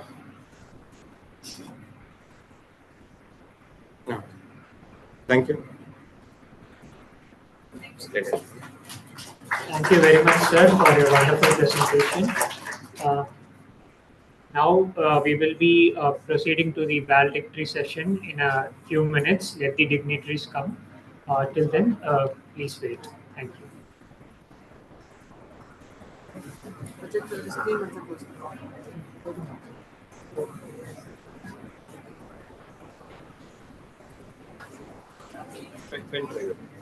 Yes, sir.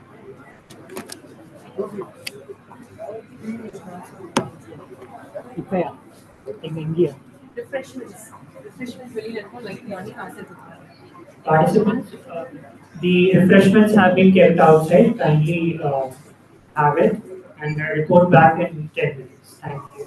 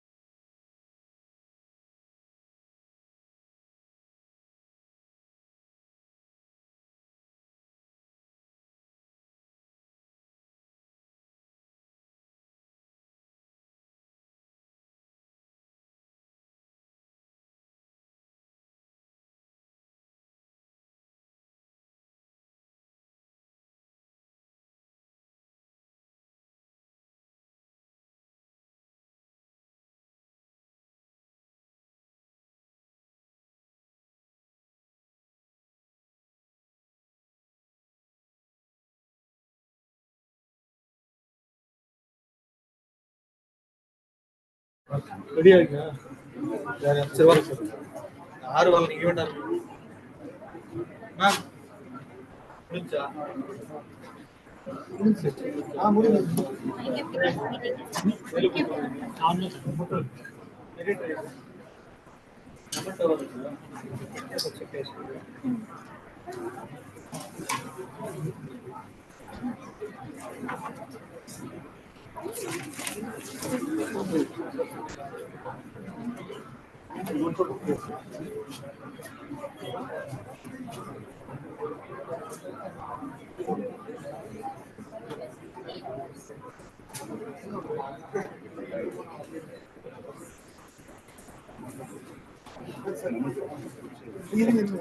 Certificate own passport own certification எழுதுறேன் அது நீங்கள் print பண்ணுறது ஒரு நிமிஷம் அப்படியே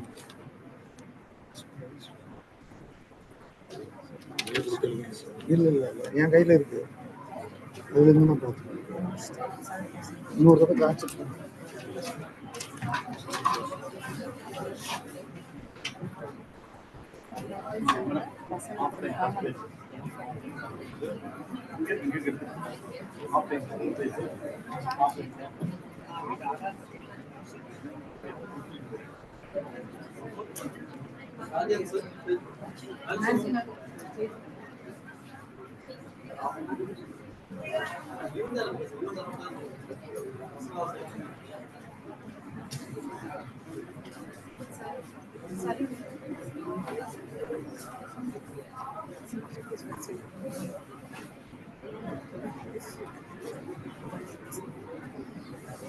A very good afternoon to the distinguished dignitaries on the dais, my beloved faculty members, participants, and dear friends.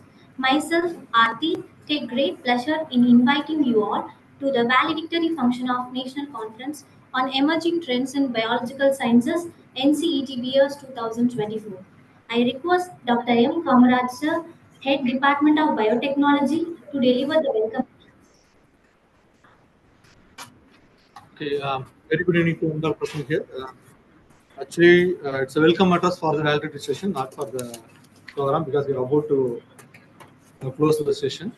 So, first of all, I thank all the participants and guests of today, Dr. Ravi Managaran sir, Assistant Professor, Department of Biochemistry, University of Madras, Guindy Campus, Chennai. So, first of all, we welcome you for this conference and thank you so much for your time and effort. Since the session has been a little bit delayed, first of all, I apologize for that and thanks for your time. And I thank all the student participants who have joined with us today in the offline and online session. I know there are some obstacles and there will be some inconvenience here and there. And from the Department of Biotechnology, Faculty of Science and Humanity, I wholeheartedly thanks all your cooperation support which you are entered towards our conference. So,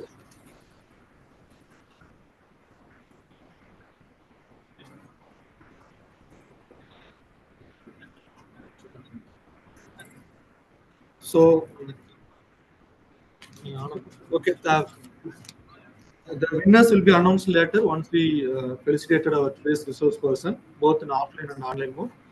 Due to the shortage of time, we just provide you the oral presentation number alone. You just make a note of it. For offline candidates, the certificate will be provided now with the shield. And for online participants, the certificate which contain your prize numbers will be sent through the mail. Okay, the e-copy of certificates will be sent through the mail. For offline, you can receive your printed certificates. Okay. I request HOD sir to facilitate the chief guest with a moment.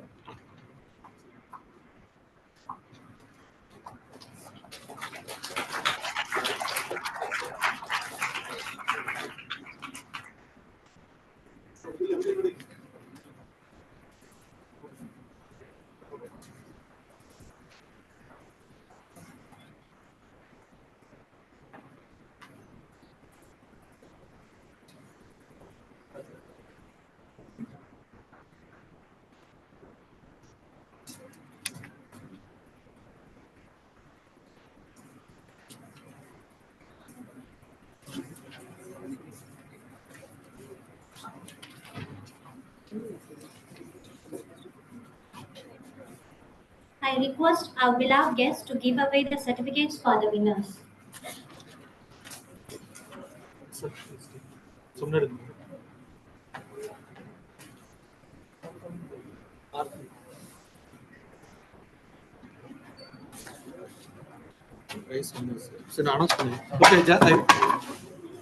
Okay, just announce the prize winners as order, and just be ready. And from the third position, actually we have a tie, so but we have one shield. So I request both OP number 86 and OP 141, that Kanmani and Ital and Manasmi Pandey Ital, to come and get your certificate for their place. Please be wait for me, inform me. Just come and come to the podium. The second prize, OP number 27, Deepa R. Ital, and OP number 84, Bharat and Jay Krishna. And the first place goes to OP number 45, PL, Aarti, and Ital. So, any team is available here? Third prize, come to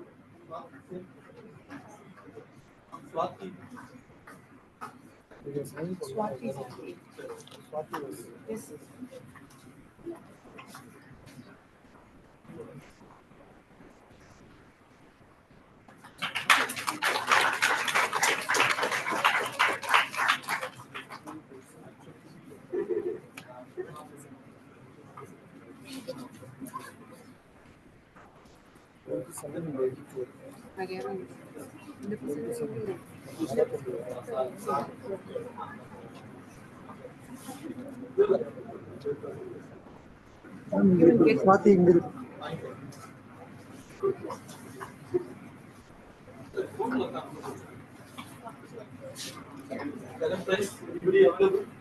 OP 27 and OP 84. 84. Come. 23 and yourself?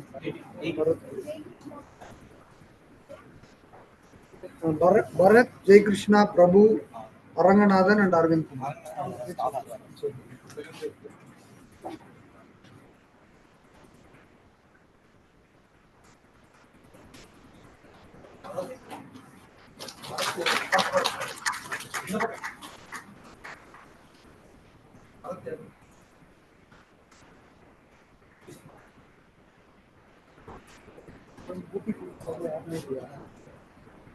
OP 27 आपने दिया Deepa and Aarti.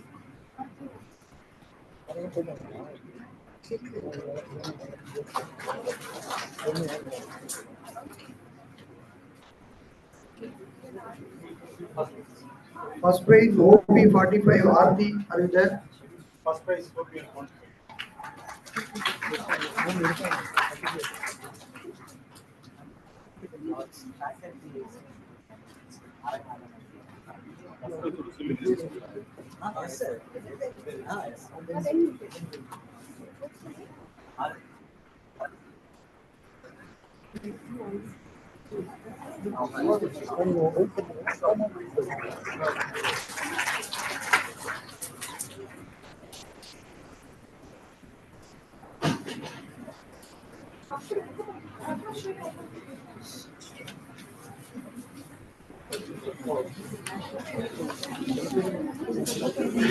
And the prize winners for online session, the nanobiotechnology team.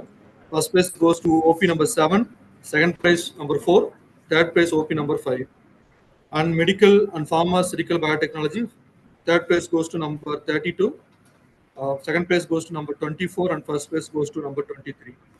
Plant and animal biotechnology, third place goes to number 51 and 61 description, and second place number 56, and first place OP number 44. Environmental biotechnology, third place 64, second place OP number 70, first place 65.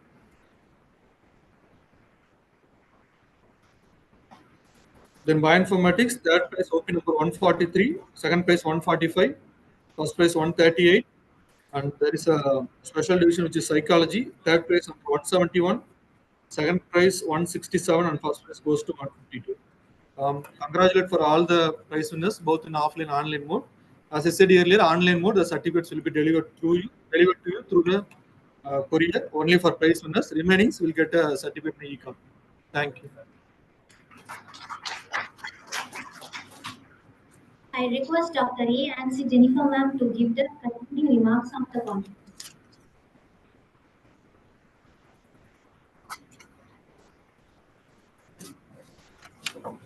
Good evening. With the aim to provide a forum for discussing on forthcoming significant trends and advancements in biological sciences, a national conference on emerging trends in biological sciences is organized today. So the conference call for received a huge response with national level, including scientific fraternity participants of research scholars, scientists, faculties from various interdisciplines of biological sciences. So the inaugural session was held in the morning with the chief guest, Dr. Arumugam sir, principal scientist of CNCR, NIST Trivandrum. And he had a plenary session with the title Microalgal Celluloproteins. So among the total participants, there was an 170 abstracts which was received, and they were segregated as per their special trust and the area of discipline into oral presentations. So the oral presentations were conducted parallelly on both online as well as in the offline mode. And all the participants were eagerly and very actively participating with their presentations. So overall, nearly 34 environmental biotech area of trust abstracts were received, and 17 abstracts were for nanobiotechnology, nearly 27 for medical and pharmaceutical sciences, and 28 for microbiology, 11 for bioinformatics.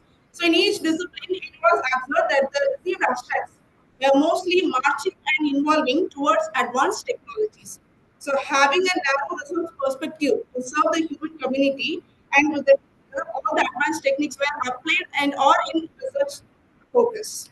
So along with the received participants, there were nearly 20% of the overall participants from various diverse states of the nation.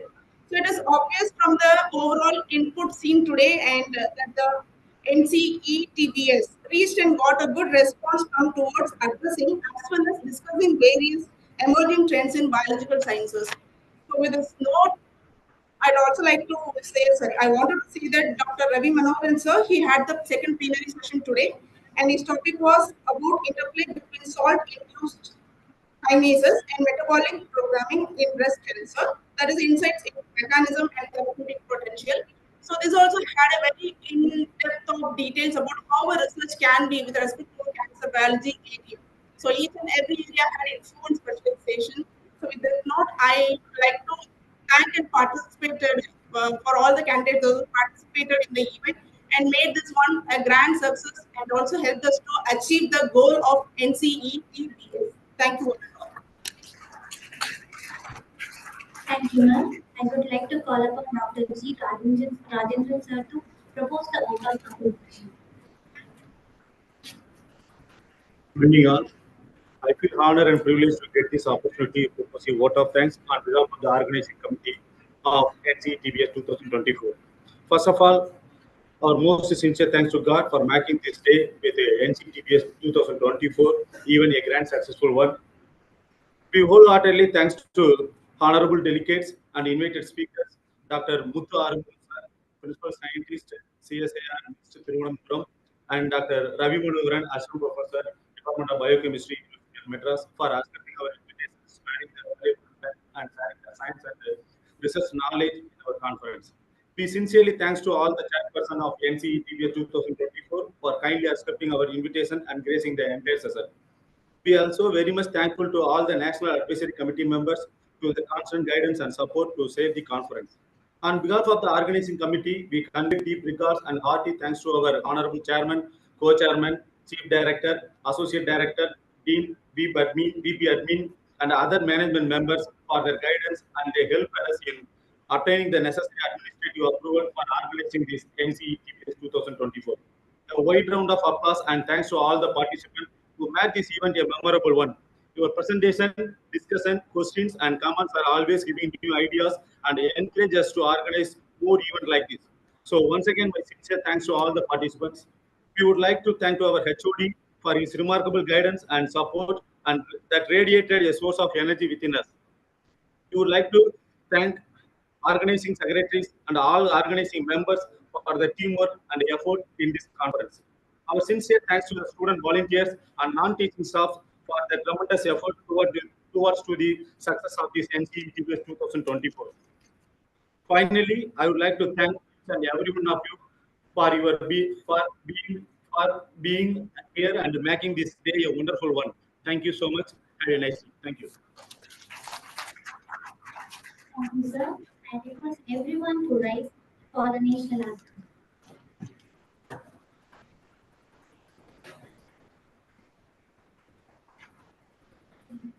जगन्मन अधिनायक सर्वहे Bharat भाग्य विधाता पंजाब सिंध गुजरात मराठा द्राविड उत्कल बंगा Vindhya Himachal Yamuna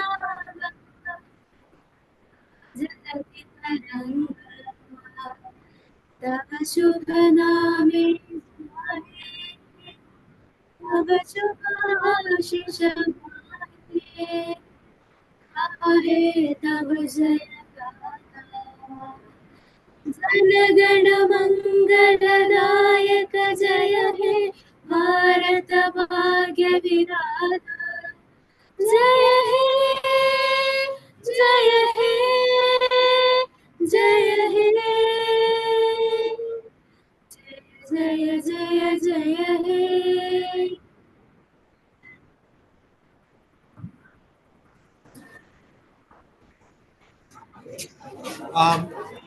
Thank you, students, for your support, being with us till this time. Thank you so much, and we expect the same cooperation and support from the future events also. And the outside participants, if anybody want to have a photo that you are receiving certificates, you can come to us. We will be giving you a photo session.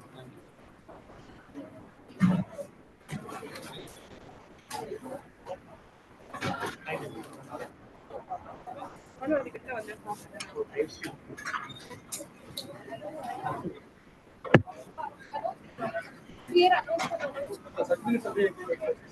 இல்ல sir